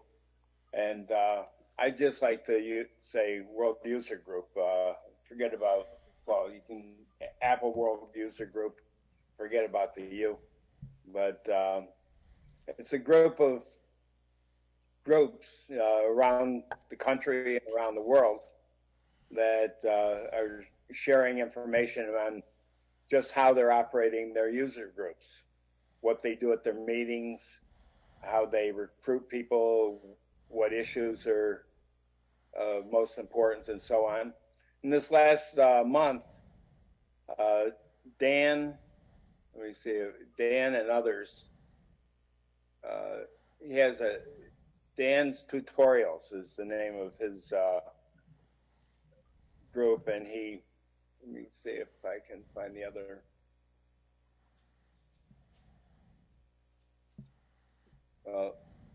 He went on at length how he sets up these tutorials, and they use WordPress and all these other things. And I don't have a lot to say about him. It was an interesting, but I was kind of on the outside of the whole matter. But they're finishing up describing the user group. People are from around the country, and we have people from Belgium, France, Australia, and that gives us pretty much a global range. And I'm just going to click on one of these at random just to see what they're doing. Let's see. Mac Highway. You'll have to share that web screen separately from the mail screen. That doesn't show? I have to pick that separately? Yep. Oh, I thought that You can was, share both of them together, but now that you're in a different program, you got to share that screen. So the red Right. red button at the bottom to that stop share or change to a different share. let me see. I don't know. Oh, it's at the top now. Oh, okay. Forget about that for now. If it's not going to link, these are the links though, and they're all in the chat because I copied and pasted them in the chat. So if you want to check out any of them, you can go ahead. One of the issues in a recent meeting, we talked about antique computer uses, old programs, old hardware that people are still using, and people shared their interests and their collection of interesting artifacts that they still have, maybe they still use, and so on. So that was sort of like a nostalgia night that week. That must have been, I think, before September, in August. But although I missed one meeting, I totally forgot about it and at least I didn't get excommunicated for missing. And what else was I going to talk about here? When's the next meeting? The next one, let me see. It's coming up. They're always on Mondays, which is interesting for me because I have a political chat group that meets on Mondays at 4 o'clock, and we go from 4 to 5, and then at 6, the meeting, and so it's the 17th, I believe, is Monday. And let me see. I have a letter here. 10/17. Yep. Teaching non-nerdy members. Yeah, this is the letter he sent for me. And I don't understand why this email come in. Usually it comes in from Tom Piper, but this one says Bob and Tom. I don't understand that. It's got Tom Piper up at the top. Do you see this that I'm looking at right now? Yeah, it's from Bob and Tom, so maybe the two people sent it. Yeah, well, I'm the Bob, I'm guessing. Oh yeah, that could be. Yeah. Oh yeah, because you're the Bob, and so you're one of the people that is part of the group, and you're sending out the group messages. Okay. Anyway, so here's our next meeting coming up on the 17th. I'll put up another one or two. And I don't know why A and B are question marks. There's nothing listed there. No, that's why they're question marks. They don't know what's going to happen then. That's like us when we have our to be determined topic. Yeah. Okay. And predictions, other presentations, something. Teaching non-nerdy members. I guess that's the overall theme. And they want to talk about how do various user groups deal with people who are end users, you know, my favorite people, you know, the non-techie people who use technology. And, you know, I always thought there was irony in the fact that end user is EU. And I have this feeling that a lot of super techie people think of end users like EU, you know. And anyway, so this is coming up. We had the meetings, they meet every month. I don't know if there's always going to be something of interest to the general membership, but for the board, I always send the stuff. I also don't know if we're really welcome to have others, like maybe, you know, Steve or Ken might be interested, or Charlie, whoever might be interested in joining. Using Zoom with this group is very interesting. It's very smooth because they got like 30 to 50 people. I think 30 is closer to the average. And it's all on Zoom and it runs very smooth. Everybody is advised up top, mute your screens. So everybody is muted because you can imagine if no one was muted, how much feedback we'd be experiencing. You know, Welcome. with like It is 30, just 40 after 5. people. And then we utilize the hand. We did that here in this meeting. We don't really need to that much, but at the bottom of the screen on Zoom, you can raise your hand. And if people use that, then there's a hand next to their face. And, you know, the moderator would see to it that that person got a turn. Like a lot of times when you got a lot of people, over the years, I've seen this at CIDER where somebody wants to get something in, but other people who have something really powerful to say just start talking. And so then you wait, and then other people, and at the end of the meeting, you really haven't asked your question. And so using that little hand signal is a nice feature of Zoom. Bob, it's my understanding that when you use that hand signal, it creates a queue that lists everybody, and who monitors that queue and calls on the people? Is first come, first serve, and the first come are oriented in the upper left-hand corner. So you can see whoever's in the upper left-hand corner is the first one. And then That's what I'm looking at. That's what I'm looking at here on your screenshot of it. Yeah, right now I see Carol has her hand up, and I don't see anybody else. Does this only show for you, or would other you? No, everybody should see whose hand. You can see the hand up by Carol's screen, right? If you open your participants window, you can also see it too. Yeah. So I'm gonna stop sharing this. I don't see any continued benefit. So I'll stop sharing and we'll get back to seeing all of us. So anyway, any questions about World User Group? So it's basically a bunch of the people who run users groups all talk about running users groups.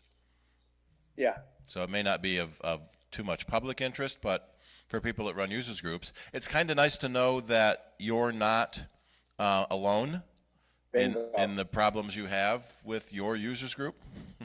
Right. And I remember one of the first ones I attended, the issue was, how do we attract more people? Like, it'd be nice, we got, what do we got, 10 people here? And it'd be nice if we had 30, you know, but we don't, you know, but how do we get more? And one of the things I always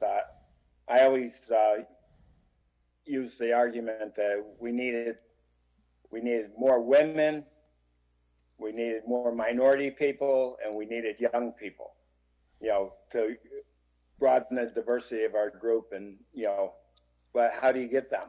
And I was making kind of that argument, or somebody was making those arguments in the user group. And a number of people kind of made a point that we really don't need to beg young people to come join us. You know, we're mostly old fogies. We don't have to beg them. They have their own interests and a lot of things that, you know, some of the older people are more interested in, the younger ones might have zero interest. Like it came up the issue of Twitch and how many people use Twitch. And it's a big deal with the young and with gamers. And I use it to see soccer. But a lot of people, you know, the older folk, excluding me, anyway, don't use Twitch or might use it eventually, but they're not that familiar with it. Yeah, this looks like a screenshot that I took. You're sharing it, right? Yeah, I've got the live video up, and so this shows they have so many people that it doesn't fit on one screen, and they have to scroll to different screens. The guy in the second row down, and was it next to the last with the blue background? That's Tom. You can read his name there, Tom Piper. He's really the grand poobah of this whole organization. But you see a lot of credible people there that are, you know, they're just knowledgeable people, you know, or interested people. A lot of people, there's a lot of people like at our meetings who aren't really experts. That's why we got the next meeting is about how to work with non-nerdy people, you know, people who are not, you know, technical gurus and so on. So it's a good resource, and I'll keep monitoring it and sharing, you know, the good parts or whatever I think be a benefit. And I want to find out from him if he'd mind more than one person was to attend. I don't see any reason why it would get glutted. If you imagine every group, you know, like you got 40 people and they had 5 people from each, have 200 people there, it could get kind of unwieldy. But I think a group like ours could, you know, handle a couple, 2 or 3. I bet they have someone whose only duty is to manage the Zoom screens and the Zoom, and maybe a second person to do the Zoom chat. So the presenter doesn't have to do all that. Well, Tom does it all himself, yeah? Well, yeah, he recognizes, he's a moderator, but in the past, they've had meetings where they talked about how to run a meeting and made a lot of points about how you should not have 1 or 2 people, like in our club, doing everything. You know, you should have somebody who's responsible for refreshments, surely. You should have somebody who's responsible for the technical, somebody who's watching the door, who comes in, you know, a greeter saying, this is our meeting, you know, are you new? And that sort of thing. And they had a whole bunch of things that they thought, to me, it looked like they had too many jobs, you know, it wound up being like over 5, maybe 6 or 7 different jobs. And when you only got, you know, 10 people coming to the meeting, you know, it's not work. Back when we had 200 members and 30 or 40 would show up at every meeting, it spread out easier. Right. Yeah, we used to get 60 or 70 at East High. I remember that pretty well because I would always kind of count them out, how many were there. And, you know, going back 8 or 10 years, you know, we were getting, you know, between 50 and 70. And then it just sort of faded away. Carol wants to make a comment. Carol Areno's iPhone raised its hand. But don't anthropomorphize your phone. It hates that. It's good. So go ahead, Carol. My question. Carol, you're muted. Yeah, you're muted. Can't hear you. You could use the handheld mic too. Got it. Open my turn my back. Yeah. Can't do it. Well, I just raised my hand because I wanted to, but I have nothing more to say. So she's getting the microphone. That way everyone can hear what she says. Yeah, I remember one, they were showing different products, and one was a cube. So that when they had hybrid meetings, people that would be where you are, they'd get the cube, and it was soft, like a spongy thing, and they could throw it across the room. And it was a speaker they could, microphone, I guess microphone. And they could talk, ask their questions instead of carrying a mic around in an auditorium, so people could hear it. They just throw this little spongy cube across the room like a beach ball. Carol, are you there? Oh, yeah, my question really was You're like, muted. Lips are moving, but I don't hear nothing. there's no switch on it. Just hold it up to Just- your mouth. Just talk into it. Just Here we talk into it. go. Yep. Oh, I just had a question. Like, how of No these other voice. user groups in the organization, do most of Cannot them hear have her. live meetings? Do they have people showing up for in-person meetings, or No. are a lot of people using Zoom for their meetings? That's interesting. So no one heard that, even though it was going through the speakers. Nope. Didn't hear Right. anything. So it didn't make it into the. So her question. But you're hearing me, right? Yeah. Right. Well, I'm talking to the same microphone. So she asked about if people in the Zoom meetings also are in person, right, Carol? Yeah. There was talk about hybrid meetings, but in this world user group, I don't believe there are any, in person. It's basically an all Zoom meeting, but a lot of the groups, do hybrid meetings where they have the screens, one screen to show the Zoom aspect and one screen to show the presentation that somebody might be putting on. And apparently it works well, but it's something you have to do more research, and we're not ready for that, I'm sure.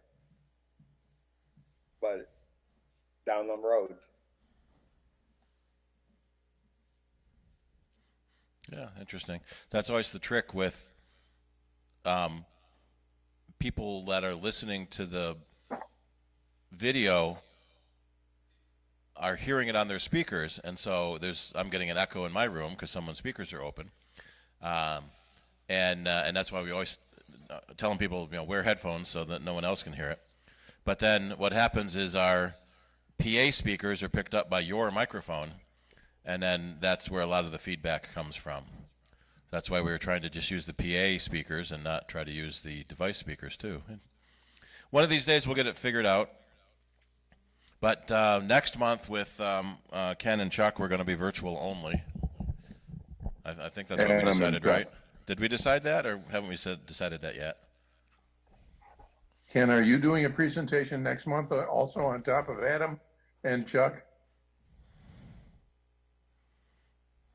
No, we were Okay. just going to devote it to them, Yeah. Adam Right. and Chuck, and then go from there. Yeah, that's all right. But Steve said Ken and Chuck, and I was just clarifying. Did I say? Because I'm looking at Ken's picture next to mine. Chuck Joyner from Mac Voices and Adam Engst from Tidbits. Alrighty, well, thank you, Bob. There's a clapping icon I can put up. Yeah. It's a reaction. Yeah. Jazz hands. I got it. And Bob's Carol is in the other room. Everybody knows that's the deaf speech, the applause. Yeah, deaf for applause, yeah. All right. We don't have anything else listed. I want to talk a little bit about our adventure with changing our iPhone service. Yeah, we were just going to get into Q&A, but go ahead. Yeah, well, this can be the lead into that, but there was a great show on, I think, Hulu or Netflix the Welcome to Wrexham, and it turns out that what's Say what? Welcome to Wrexham, Wrexham or something like that. Oh, thank you. My hearing's not so good. It's a place in Wales, and Ryan Reynolds and the guy that's behind It's Always Sunny in Philadelphia, together they decided to buy a soccer team. And they bought one of the lowest level soccer teams in Wales, and it plays in the oldest soccer stadium in the world, and it's right on death's doorstep. But their goal is to make it a real viable soccer team. So it's really fun to watch. I recommend it. Oh, it's Rob McElhenney from Mythic Quest too, and it's on the Right. FX network, and wherever else it's also streamed. Anyway, What's the name? you have it in front of you, Steve. Yeah. Welcome to Wrexham. Yeah, welcome to Wrexham, WREXHAM. Let me post it in the chat. Yeah. And so I got, acquainted with Ryan Reynolds. I'd seen him before. He's, what is it? A superhero. I Deadpool. forget what, Deadpool. And so he's an interesting guy, but it turns out that he is the owner of Mint Mobile, cell phone service. And I learned about this from Ken, and I've been exploring it. I've been overpaying from my AT&T service for a long time, and they were charging me for a third line, which I don't use. It was connected to an iPad that I got from them 3 years ago, and so I canceled that. So I lowered my bill by $25, but the cost of Mint Mobile is $15 a month per line. So our new cost is going to be $30 a month. Zingers are, you get the first 3 months for $15 a month.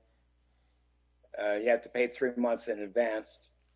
But after that, you have to pay either 6 or 12 months.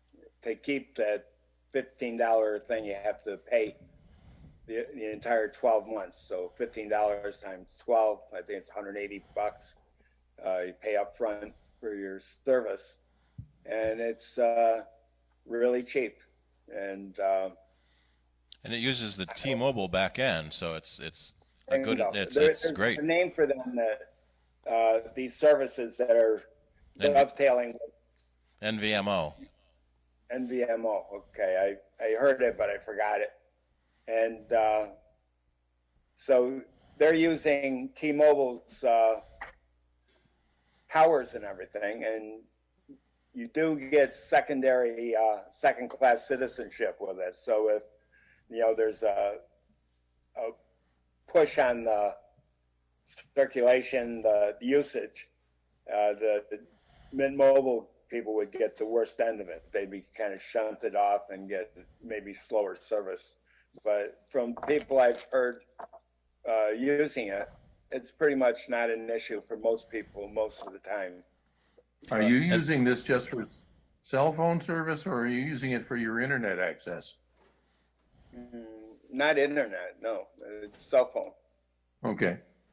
My internet is from Time or Greenlight, and real happy with that. And they quite frequently have sales on. In fact, the Halloween sale is starting soon, I think. For Mint Mobile? For Mint Mobile, yeah. Ryan Reynolds does the TV commercials for them too. Yeah, and internet commercials. And I was going to say something more about them. But, they have no stores. You can't go find a store.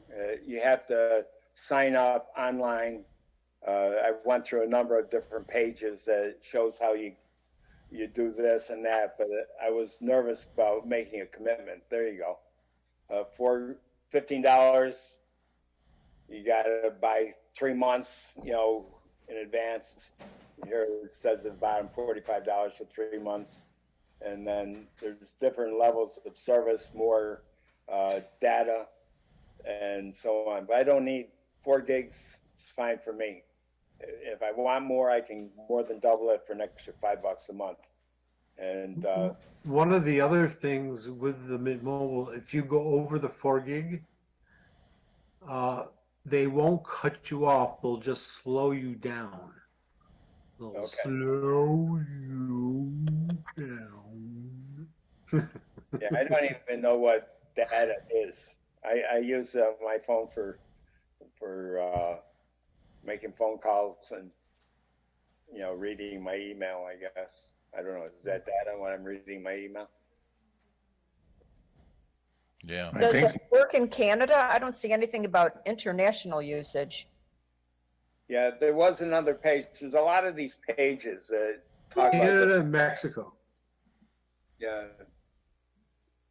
You get to Canada, it's just like all the other services. You get to Canada, Mexico, free text and data, whether you want to pay for it or get unlimited. Most of them all have free text and calls. Okay. Are you saying that both cell service automatically works in Canada and Mexico? You need- You can. You need to You add can make up roam calls credits, it says. Yeah, you can make calls to Canada and to Mexico. You're not getting the roaming charges because you're not in Canada or Mexico.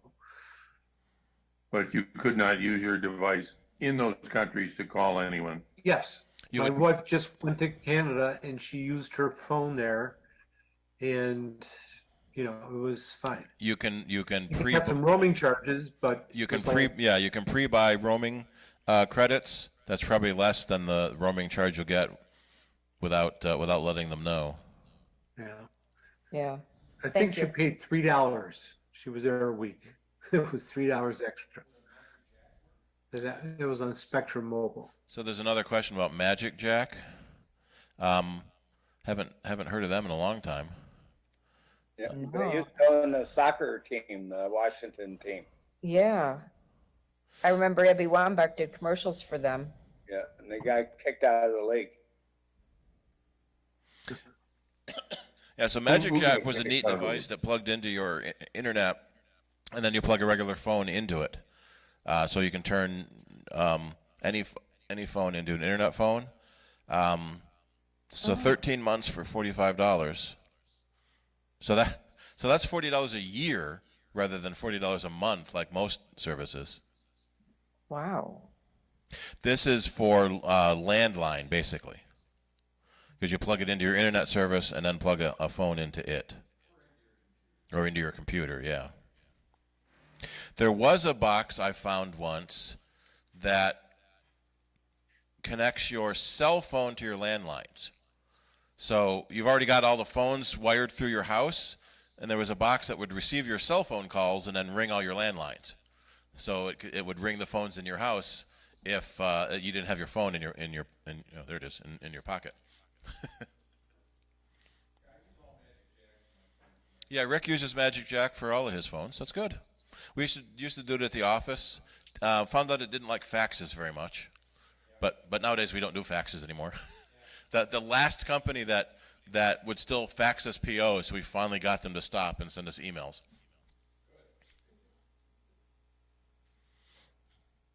All right, well, that's pretty good, Bob. Yeah, I just wanted to bring this up. I want to come back to this in a future meeting, maybe not next month, but maybe the month after. Once I actually I'm pretty much committed that I'm going to do this, and so eventually I'll get through all. Yeah. I'm some trepidation about. Okay, I know this, I know that. I had to look to make sure I could keep my current phone. They talk about sending you a chip, and so the chip that I have in my phone that has my current phone number on it. I take that chip out, put theirs in. How does the phone number? Questions I have. How does this work? And So I'm asking Ken Yep. to help guide me through the. But, when you start on the Mint Mobile page, they talk you through your address, and then Yeah, you put in your phone. Tell it what kind of phone you have, and then it will tell you if it's compatible with their network or not. yeah. Also, the issue of it being locked and unlocked. It has to be Yeah. unlocked. I'm guessing my phone is unlocked, but I don't really know. Yeah, I mean- normally, in the early days, when you bought a phone at AT&T, you were on a 2-year contract with them, and the phone was locked to AT&T until you paid it off. When you paid off that contract, they're supposed to unlock it, and quite often didn't. And then the whole industry kind of changed. So instead of having a contract for your cell phone, you might be on a 2-year payment plan, which is the same difference to you, but legally it's different. So at the end of the 2 years, when you've paid off your phone, your bill should go down because you're paying for your phone and your service on your bill. And for decades, when you paid off your phone, they'd never lowered your bill. So you kept your phone for 4 years after on a 2-year plan. You paid off your phone in 2 years, and then you're still paying off your phone you already paid off for the next 2 years. So the cell phone carriers, mostly because of Apple, where you don't have to buy your phone from a carrier, you can buy it at a store and then get a carrier on it. You can buy an unlocked phone that will work with any carrier, or you can still buy a Verizon phone from Apple, but it's locked to Verizon until you pay off the phone. And a lot of people are buying their phones outright instead of the monthly plans, so that if you buy the phone outright, then it's unlocked and you can use it on any carrier. So the carriers did that so you won't switch carriers, especially if you haven't paid off your phone yet. If you bought the phone from the carrier, they don't want you to switch away. That's why there's those early termination fees they always talk about. That if you switch away from AT&T within that first year, you've got to pay the $1,000 for your phone that you haven't paid off yet. So if you do plan on changing your carrier, let's see, there is a website that will tell you if your phone is locked or not. Actually, there's a bunch of them. I used EMI. There we go. Check if your phone is locked. So you can see if your phone is locked to the carrier and let you change carriers.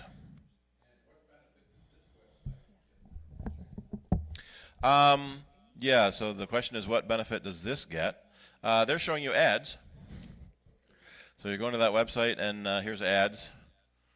What do they want? They probably want you to, if you want to buy something from them.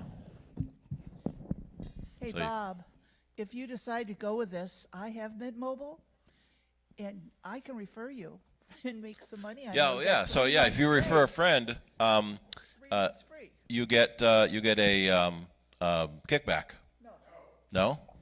It's right now. It's 3 months. There were a lot of kickbacks. I went to Verizon. I also went to T-Mobile because I was thinking about getting a new phone as well as changing the service. And when I realized the phone wasn't really connected to the service, and we fixed the battery problem on Carol's phone where it exploded or blew up.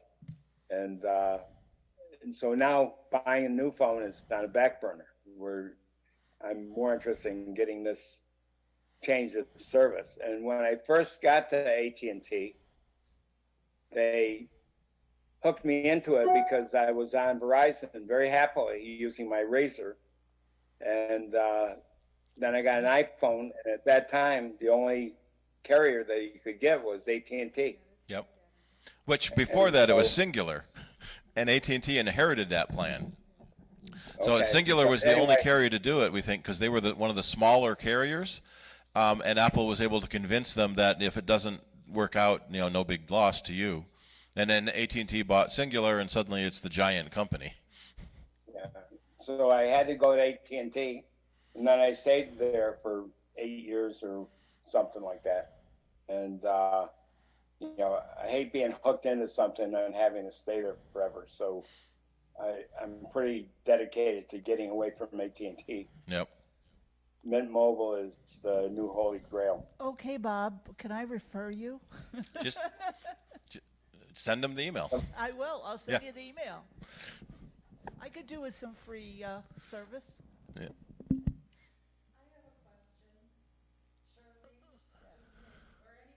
Okay, but So we'll yeah, hang come on a back second, to- Bob. We got a question from the audience. You wanna get the mic? Did people hear Shirley when she was talking on the mic a minute ago? I heard somebody talking, but I couldn't make out what she was saying. Yeah, I couldn't hear her either. Give it a try, Kim. Hello, do you hear me? Well, so I've never Are switched you my still phone screen number. sharing, Bob? No, I am. Steve is. Oh, okay, sorry. You're talking to Kim? Yeah, Kim's talking. Do you hear me? I don't see Kim on the gallery here. she's not. I'm not. I'm in person. That explains it. Do you hear me? Oh, of course you did, because I you heard responded. that, but it sounded like she was in the other room. Okay, so I have Consumer Cellular, and they told me when you switch to them, you don't receive calls for 2 days if you bring your phone number. Did that happen with Mint or any other company? Does anyone know when you switch your phone number? Do you not? So Kim was told by Consumer Cellular that if she switched to another carrier, she wouldn't be able to get phone calls for 2 days. That's a scare tactic. Shirley switched to Mint, and in 5 minutes, it was working again. Yep, sending Yeah, and but- receiving. Oh, so you are on Mint now? Shirley is on Mint now, and Kim's on Consumer Cellular, and they're Going they're back trying to to- scare her from switching away by telling her she won't be able to make calls for or receive calls for 2 days. Going back to what Bob was saying, something about a new chip, is that basically a SIM chip? The SIM card, yeah, you move the SIM card from your old phone to your new phone. That is getting to be trickier now because the iPhone 14 has no SIM slot. They've all gone to an electronic SIM, which is supposed to make it easier for you to switch phones. But the first time you do it, you have to go from a physical SIM to an eSIM at your carrier, which is annoying. So it used to be easier just to move your card yourself. And a lot of the reviewers are mad at that because they might go through a dozen phones, a year, and they just keep moving their SIM card to the next new phone, next new phone, next new phone. And if it's going to be hard to do that now with the eSIM, that's going to be trickier. So where my question was headed was, does that then let you port your phone number? That's a separate issue. The FCC has mandated porting phone numbers. So the carrier must must release your phone number so you can port it to another carrier. Because I thought that the phone number was associated with a SIM. With the SIM, right. So if you take your SIM card out of one phone and put it into the other phone, your phone number automatically moves to the new phone. The carrier has nothing to do with it. If you can switch this physical SIM card, right? Right. Eventually, we are guessing that all phones will have eSIMs. So a couple of Apple models had a physical SIM and an eSIM, and international travelers use that a lot so they could have a U.S. carrier and a foreign carrier. And it was nice. Basically, you had two phone numbers on your phone and two carriers on your phone. So we're going to be in a transitional period now from physical SIMs to eSIMs.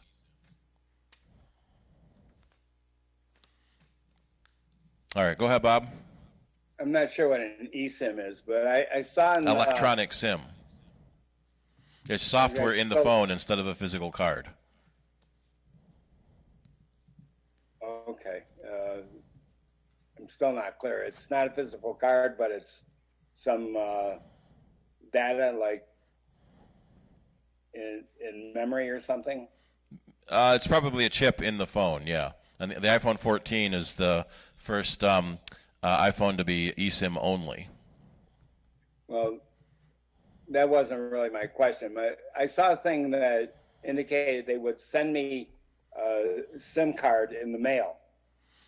Yeah, if you don't already have one. But I'm not changing to a new phone. So, Right. So they're going to have to send you a SIM card on their carrier instead of the SIM card you currently have on your carrier. and they would have to already, from the website, they wouldn't then know my phone number to put it in the new SIM. You do that yourself in the Mint app when you get the new SIM. Okay. It's after I receive it, then I have to. Right. Then you port your phone number to the new SIM. All right. I feel like a baby sometimes. Until you do it a few hundred times. We always had a problem at work with Sprint. When people come in to get warranty phone repairs, Apple has a loaner phone that you can take. And so we would move your SIM to the loaner phone, which put your phone number on that loaner phone while your phone was getting repaired. Sprint wouldn't let us do that. You had to go to the Sprint store, get a new SIM on the loaner phone. And then a week later, when you got your phone back, you had to go back to the Sprint phone, the Sprint store, and change the SIM again back to your repaired phone. And it was horrible. So we're kind of glad when T-Mobile bought Sprint that thing hasn't carried over. Yeah. And one thing I just throw in here, I was doing my research about if I'm really going to be changing from AT&T to other services. So I went to Verizon, and they listed their whole thing. It sounded attractive. We're talking about trading in our iPhone 8s and getting new machines and so on. I went to T-Mobile, found out they have a lot of deals that are really confusing to me. Like you get 6 months of Netflix. Well, I'm already a subscriber to Netflix, so I'm wondering how that's going to work. They're going to send me a rebate, or you know, it's they give you 6 months of Netflix, and then you're paying for it twice. yeah. So you have to cancel it on your other account, and then you get a new Netflix subscription with your T-Mobile account. But there was other services that were free this, free that, and a lot of carriers have started doing that as incentives to keep you from switching. Right. There's a portal thing. If I bring over 2 lines, they were going to give me $200 for each line. T-Mobile. It just got really confusing. And then I found Mint Mobile, and it just seemed maybe still confusing, but cheap. And that's me. Yep. All right. Well, we're getting close to the end here. Let's do some Q&A if there's any. And we got to pack up and get out by about 10. Rick. Does Apple have any announcements coming up this week? No. Or they would have announced it already. Yep. Yeah, you must not have been here when we talked about that. They haven't announced anything for next week either, which they would have by now. So we're getting close to the end of the month. So now the guess is not until November. Because macOS Ventura is due out, likely on the new computer, a MacBook Pro, the 14-inch and 16-inch M2 Pros would likely come with Ventura. And then the long-awaited replacement for the Mac Pro. We've sold a few Mac Studios. People are saying it's really fast. Although, from the reviewers, don't bother spending the extra $2,000 for the Ultra. The Max is enough for now. That even when you're doing multi-streams of 8K video, the Ultra doesn't run it any faster. They have to optimize their programs better.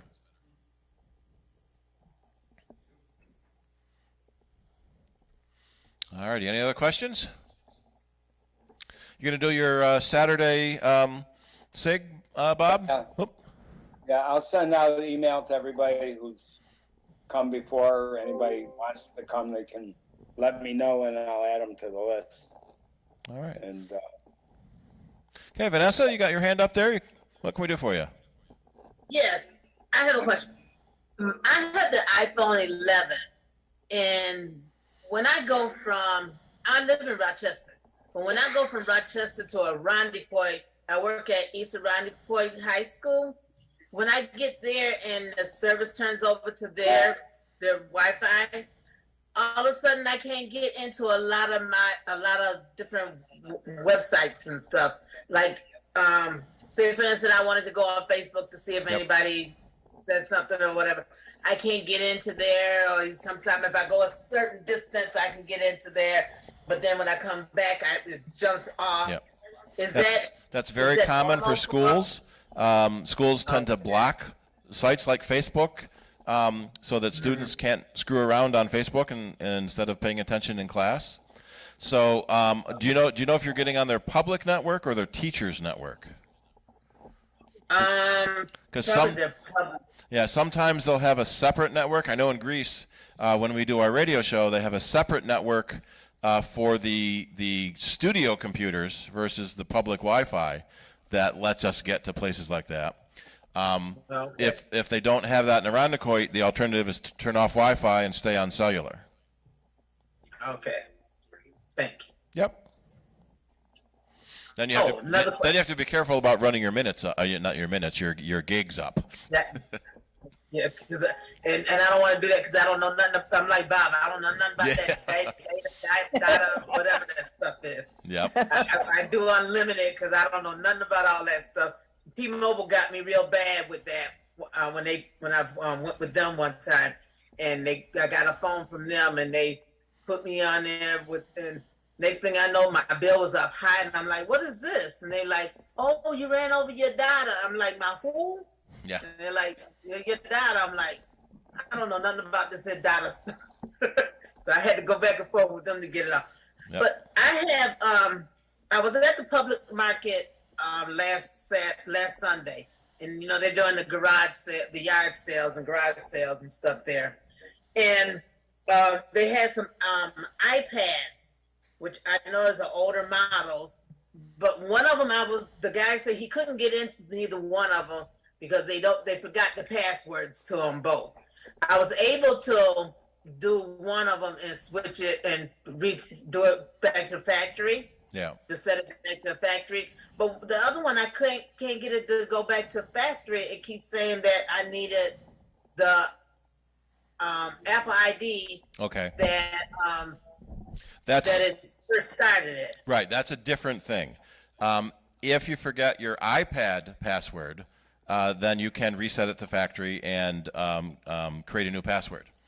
If activation lock is turned on through the Apple ID, the original owner must remove that iPad from their account. And there is nothing you can do. You need to find the original owner and ask them to remove it from the account. When I go back Sunday. Right. It was a way of deterring theft. So when they added that to the iPhone thefts really dropped because the thieves knew better because you can't use the phone if it's on someone's Apple ID. But sometimes people who sell or donate their iPads forget to do that. And the organization they donate it to needs to do that before they accept it so that it can be resold without needing that Apple ID. Well, when I go back Sunday, I'll go back Sunday and take it back to him. Hopefully he'll be there Sunday. Yeah. Well, he said he'll be there. And then maybe they can find who it came from in order to remove it from their Apple account. Well, it's his. So okay. Yeah. The guy that sold it to me belonged to him. Yep. So I'll do that. Thank you. Sure. Alrighty. Any last questions before we call it a night and get packed up? Nope. Thank you. Alrighty. So, Thank you. Yep. Don't forget about Sound Bites, Saturdays from 12 to 2 on WGMC 90.1, member-supported Jazz 90.1. And then Bob Hoey doing his Saturday SIG at 3 o'clock. And then the board meeting is next Wednesday night. And then next month in November again is Adam Engst and Chuck Joyner. So thank you, everyone, for coming. And Shirley, any last words? I'll just make sure it's going to be a Zoom-only meeting. Louder. Zoom. So it's gonna be Zoom only in November. And from that point on. Right. Yeah, because we've got remote guests anyway. Might as well just do everything remotely. Yep. So November and thank you. December. Yeah. All right. Good Thanks night. everyone for coming. Have a nice night, everyone. Bye. Have a good All night. right. Bye bye. Record. All right. Turn that off. Turn that off.